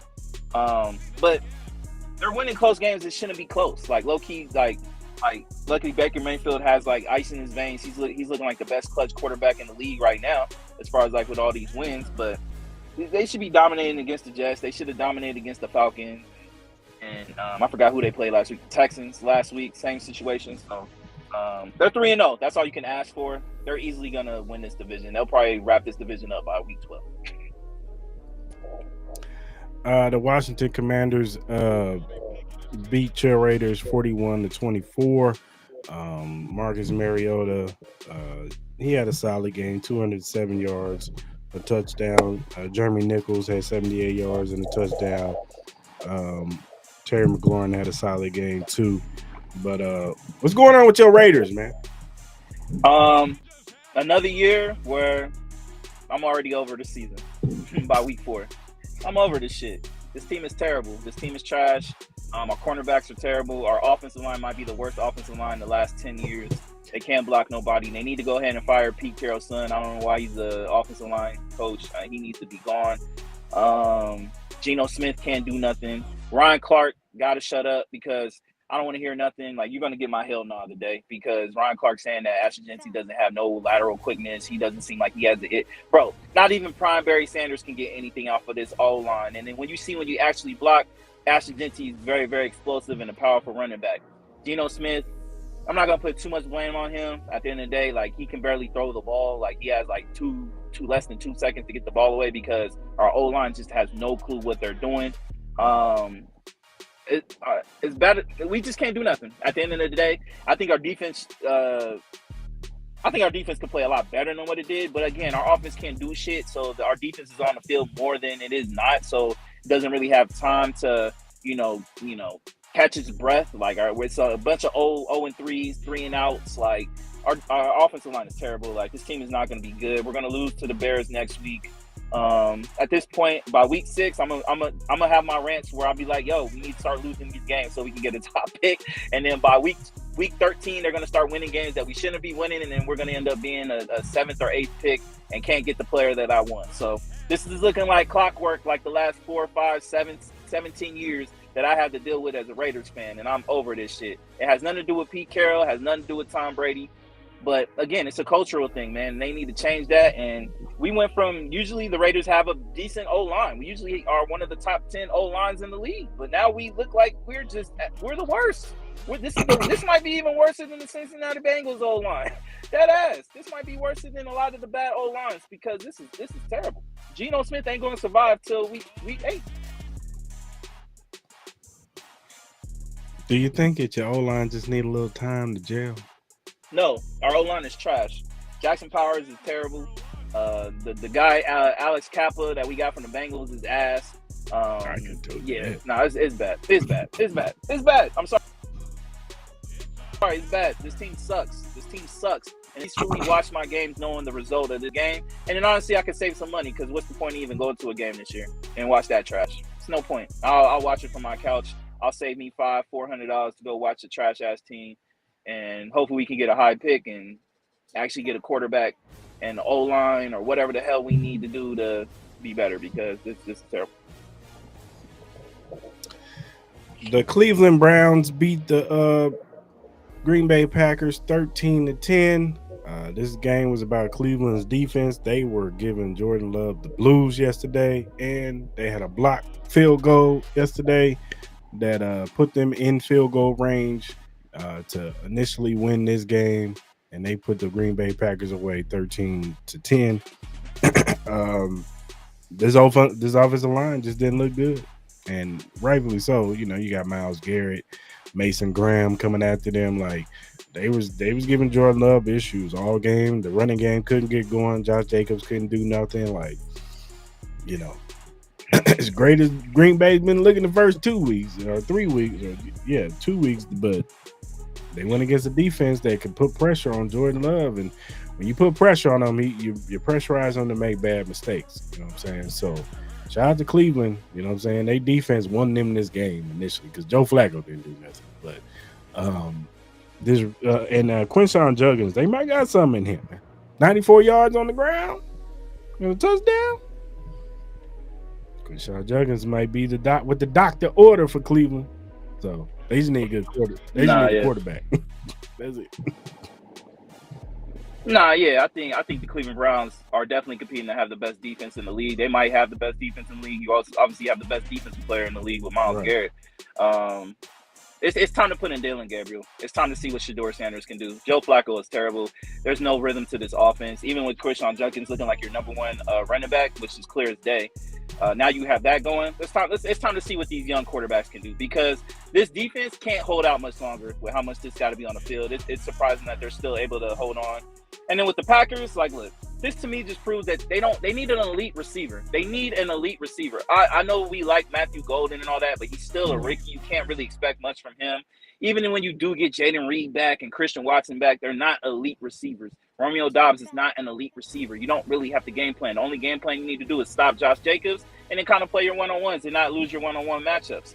But I think this should be a team that should be considering trying to trade for a Chris Olave, try to consider to trade for a Tyreek Hill or somebody like that aspect. Like, think about that. Just think about that. Maybe even think about trying to, like, obviously the Vikings will never do it, but maybe try to see what you can get for Adam Thielen or something, or maybe a Joe Addison or something like that, if they're willing to talk about that, which they probably won't be. Or even a DJ Moore with the Bears, which they probably won't be, but you might have to overpay for that. But, you know, it is what it is. But the Packers, just, again, we put so much hype on them, especially because their defense has looked so great.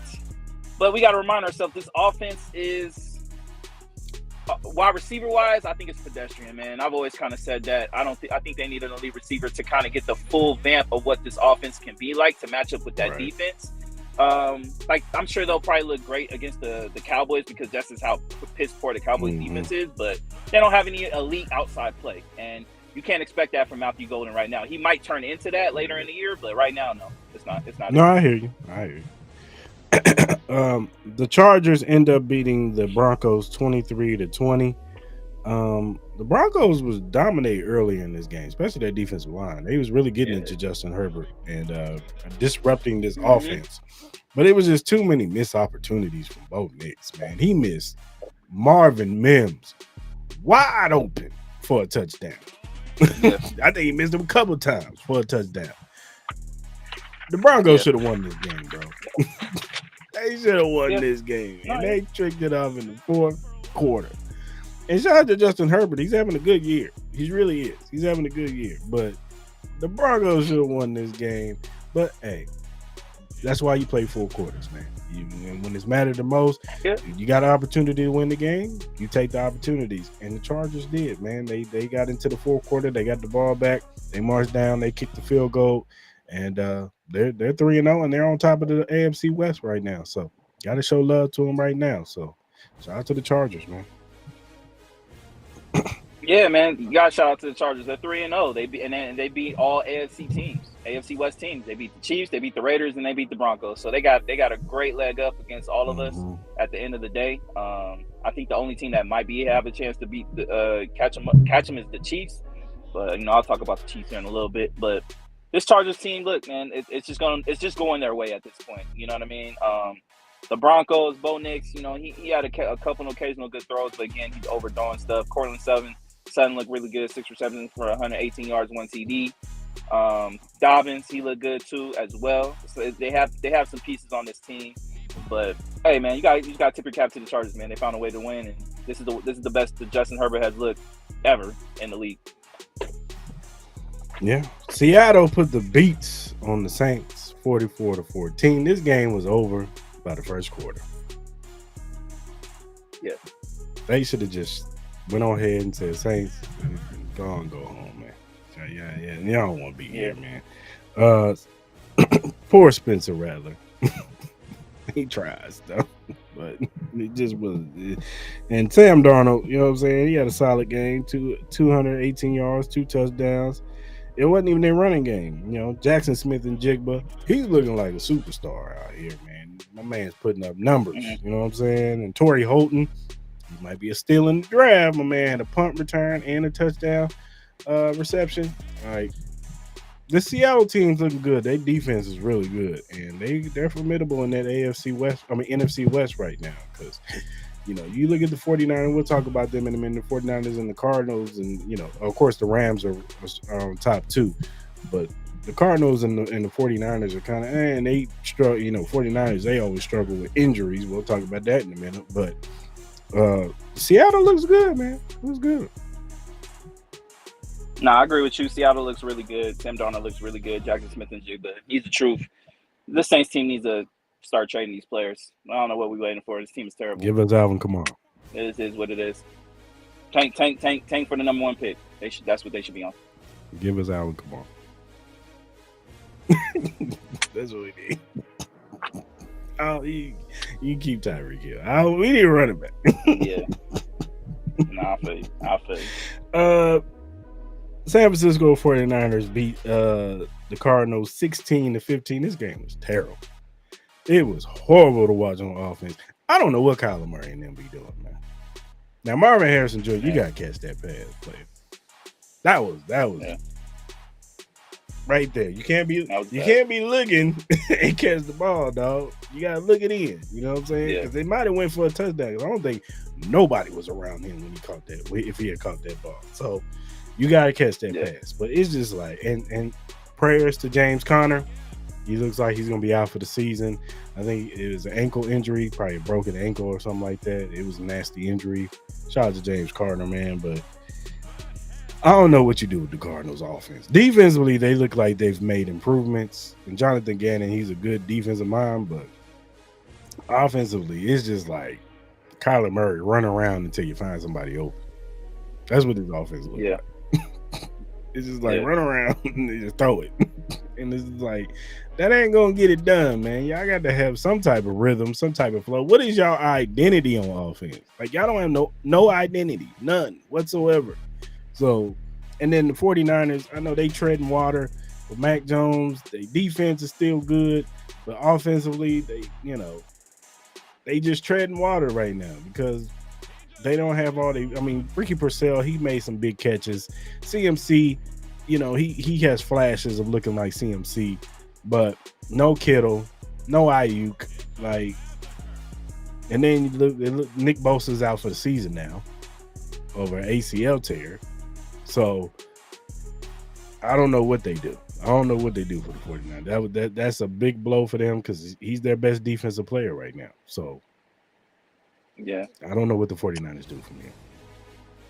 Yeah, it wasn't really an impressive win from either side at the end of the day. It was a tough win. Like, obviously, this defense, Robert Saleh, MVP again with this defense and the way it's played. 2 bad injuries for both teams. Nick Bosa out for the year. James Conner out for the year. At least the Cardinals have Trey Benson to, kind of supplement James Conner. And it kind of looked like he was kind of trending to be the number 1 over James Conner, but that's a huge loss for the 49ers. They're going to have to find a way to get a pass rush. It's going to be tough, man. The Niners are getting bit by the injury bug again. You know what I mean? But they're 3-0, so you expect them to get healthier. They're going to get Brandon Ayuk back. They're going to get Brock Purdy back. Maybe they can try to trade for a defensive player, maybe to help with this pass rush. That's kind of be the only way. But again, at least they're 3-0. Cardinals are 2-1. Cardinals are who they are. I think this is looking like this might be the last year for Kyle Murray in the Cardinals jersey. And Marvin Harrison, you got to catch the ball. Caleb Williams and the Chicago Bears get a win over the Cowboys 31-14. Look, I know it's the Cowboys and their defense is not that good. They can't rush the passer to save their lives. Their cornerbacks are not that good. But I will say this about Caleb Williams. From week 1 to up until now, you have seen improvement. You have seen vast improvement from Caleb Williams. Ben Johnson, whatever he's been doing with him from week 1 to now, is working. Because you see vast improvement. Yeah. He's starting to trust his offensive line a lot more. He's starting to stay in the pocket a lot more. He only runs when he needs to. He's taking the check down when he needs to take the check down. He's getting the ball to his playmakers, Roma Dunze, even DJ Moore. They're getting Luther Burden involved in the game playing more. Yeah. Like Ben Johnson had to pull out all stops in this game. Open up that playbook. Get Luther Burden because he's a playmaker. You know what I'm saying? Swift, he's running the football pretty well. So, yeah. And that defense is going to be, they pretty solid. They're missing some pieces with Jalen Johnson and, a few other pieces. But I think Caleb Williams is making vast improvement, and I like what I'm seeing from him. I don't know. I'm not on the train of making the playoffs yet, but I do think that they are making improvements that they need to make on offense, and they need to keep trending that way. So, and the Cowboys are the Cowboys. Yeah, Cowboys are the Cowboys. That defense is terrible. They're going to lose CeeDee Lamb for the next 2 to 4 weeks with a high ankle sprain. So, you already see George Pickens breaking his helmet. It's not a good look. Going into the Packers game, which we know is going to be a high lot of emotions. Mike is going to really perform well. I wouldn't be surprised if he had like 2 or 3 sacks that game because, he's going to be highly motivated, and that will be a dominant win for the Packers. But, hey, Bears look really good, man. 4 TDs. I agree with you. It seems like they finally recognize that Luther Burden should get the ball closeness from there with Romate. It's kind of phasing out DJ more and more and more. You know what I mean? It's looking like he might be a clear candidate for a trade aspect. Like, you know what I mean? It just seems like you have a lot of people that need to get the ball. Swift. They haven't even featured Loveland at all. You know what I mean? So, you know what I mean? It's just something that the Bears look really good. Let's see what they can do. Let's see if they can rack up some wins. You know what I mean? Let's see if Caleb Williams could be consistent. But this is the best he's looked. This is the best this offensive look. So we'll see. You know what I mean? Hopefully this defense can get a little bit more healthier and start performing well. Maybe they might be able to compete with the Vikings and with the Lions and with the Packers and actually compete to have a chance for this division and maybe get one of the last playoff spots. Yeah, for sure. My Chiefs beat the New York Giants 22-9. Look, I'm gonna say this right now. Hold on. Let me turn this music off. I need y'all to hear me.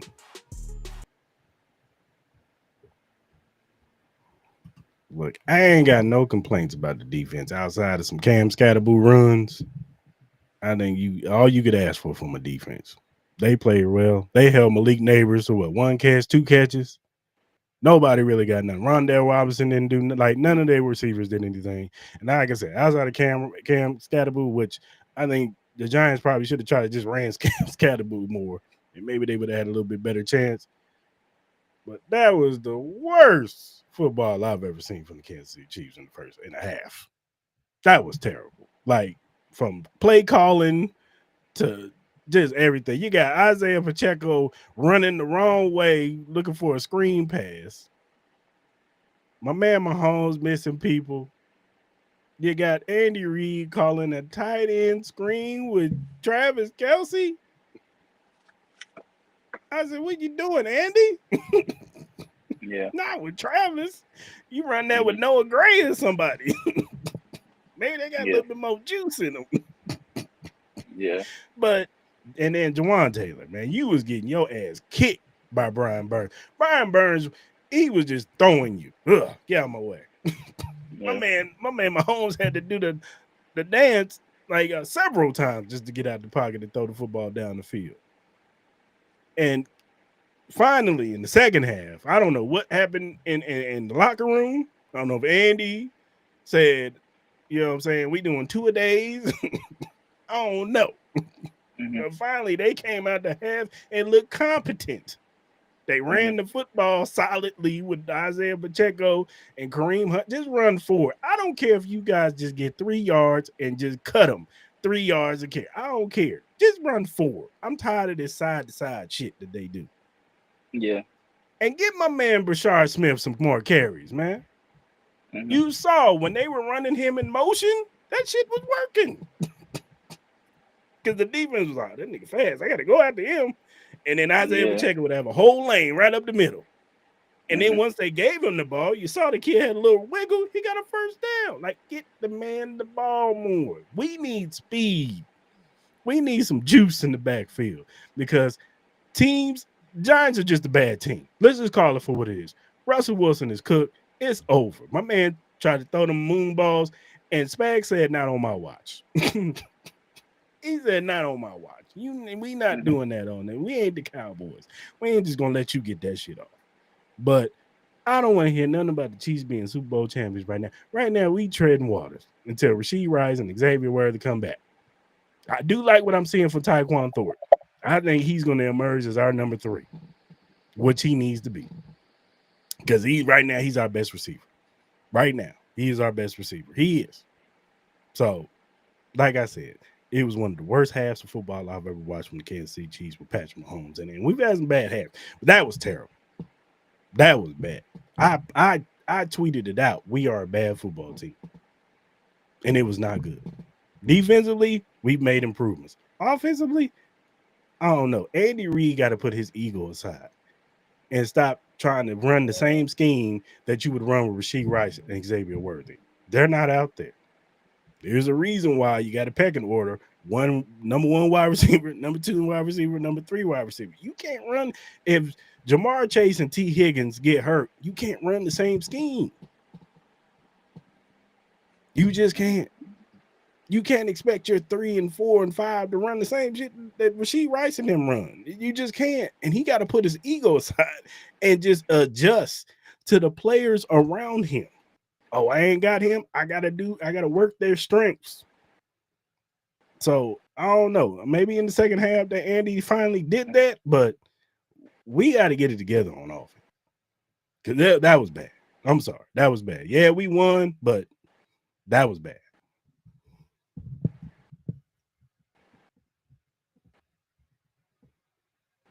Go ahead.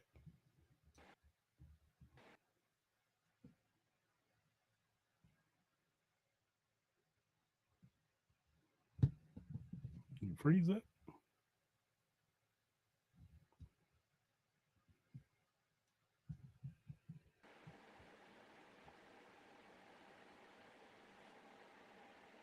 Yeah, I hear you. I see. All right, go ahead. Nah, like, look, everything you said, look, I'm not gonna repeat it. The Giants are bad. Russell Wilson is terrible.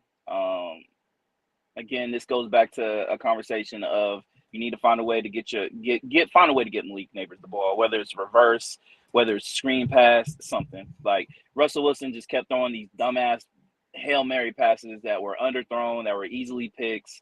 I thought the injury to Tracy Jr. was huge. I thought having that combination with him and Scatterboo, I think they could have ran the ball a whole lot more.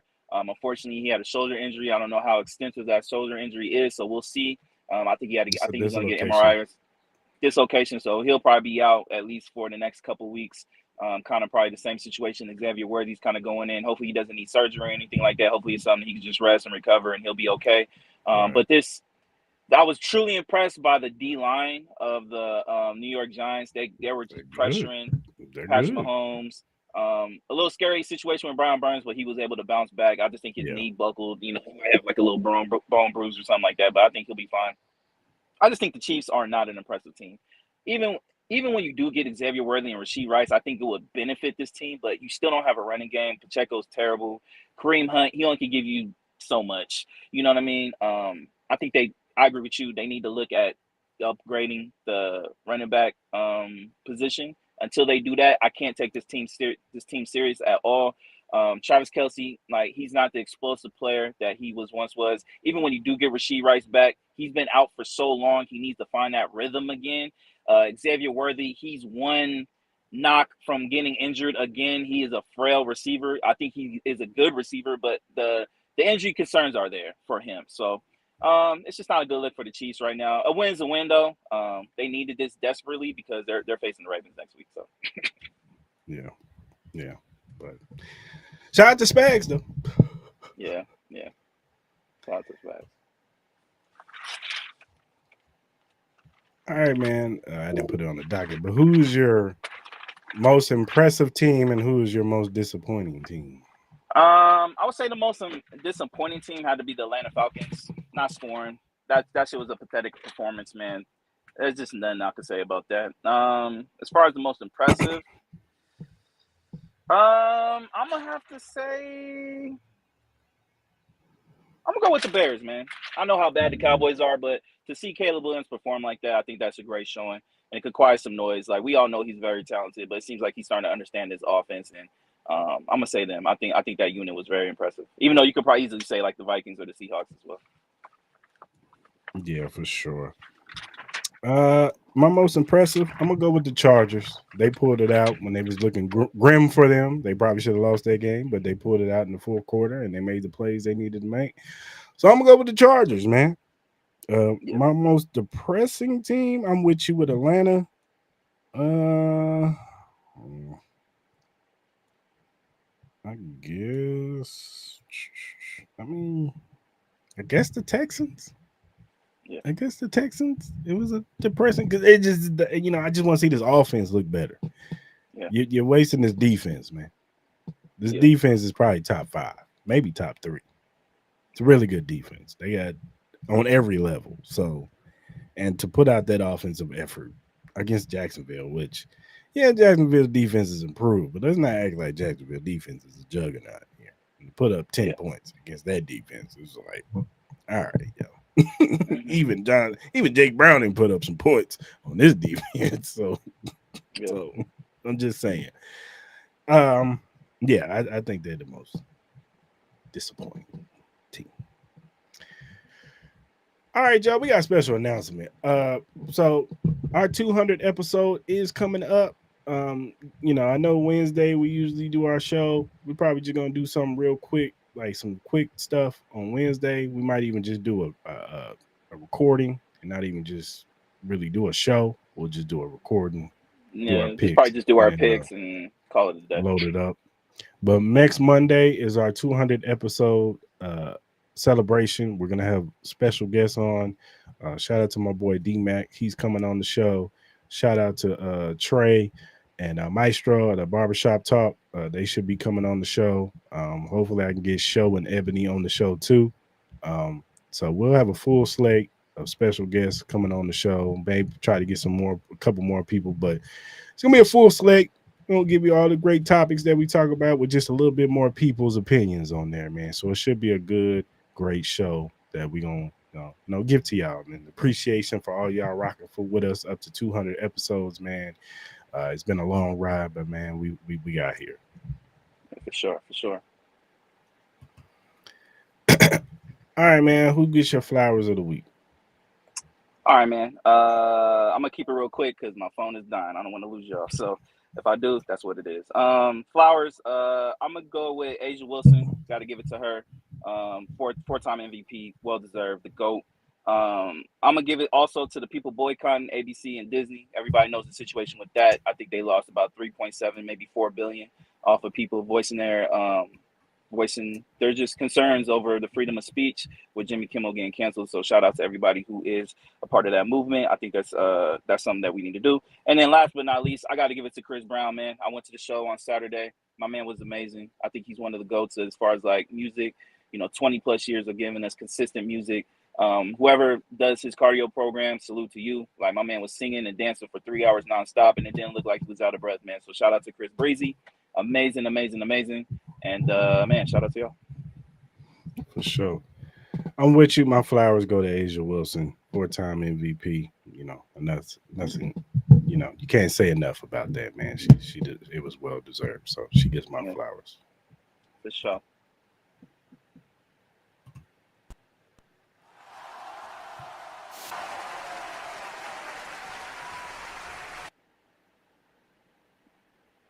All right, man. Who gets your hell no?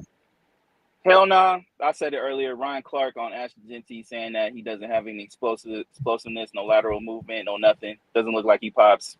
Doesn't seem like he's watching the Raider games, man. It just seems like the last couple of conversations Ryan Clark has been having, he's just been kind of saying stuff to kind of get clicks, and it's kind of being more and more as we kind of hear his conversation. I like Ryan Clark, but I don't know what it is with him as far as lately with some of his opinions. They just seem kind of out of base and out of touch a little bit as far as like what he's looking at. So That's my hell no for the week. My hell no goes to WWE and ESPN. You making all these people, they already got the bundle. Now they got to switch their bundle to ESPN Unlimited to watch y'all for $29.99. When we had it Peacock for $9.99 to watch all of our PLEs. Now we got to pay a $29.99 fee to watch y'all stuff. And I know we talked about this on Wednesday, but y'all deserve hell no for that. You know how many people hit me up and was like, "Hey, I can't watch it. I got the bundle." Yeah, but you got to get ESPN Unlimited to get it. So ESPN, WWE, TKO, whoever else, Nick Khan, Triple H, all y'all get hell no all the way.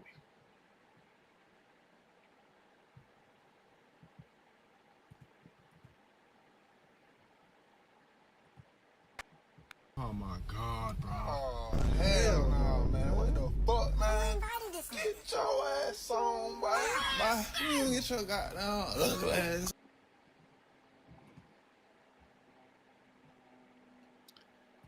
All right, man.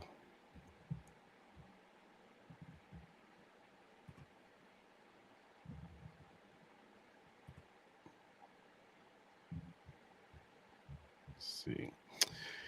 If you want to donate to our Cash App, you can donate to the Chris. You can donate to $ Cris Style Podcast. Whatever you want to donate, we will greatly appreciate. Whatever streaming platform we on, whatever streaming platform that you use to listen to your podcast, the Cris Style Mal podcast is available. Spotify, Apple, Google, Amazon, iHeartRadio. First time watchers on YouTube, hit that like button, that subscribe button, that notification button.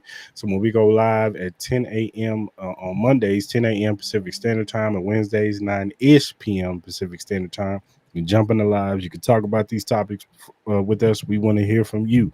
Whatever your opinion is, agree with us, disagree with us, we want to hear from you. Also, if you're all y'all that's watching on the playback, go ahead and put a like in the comments and a comment in the comment section.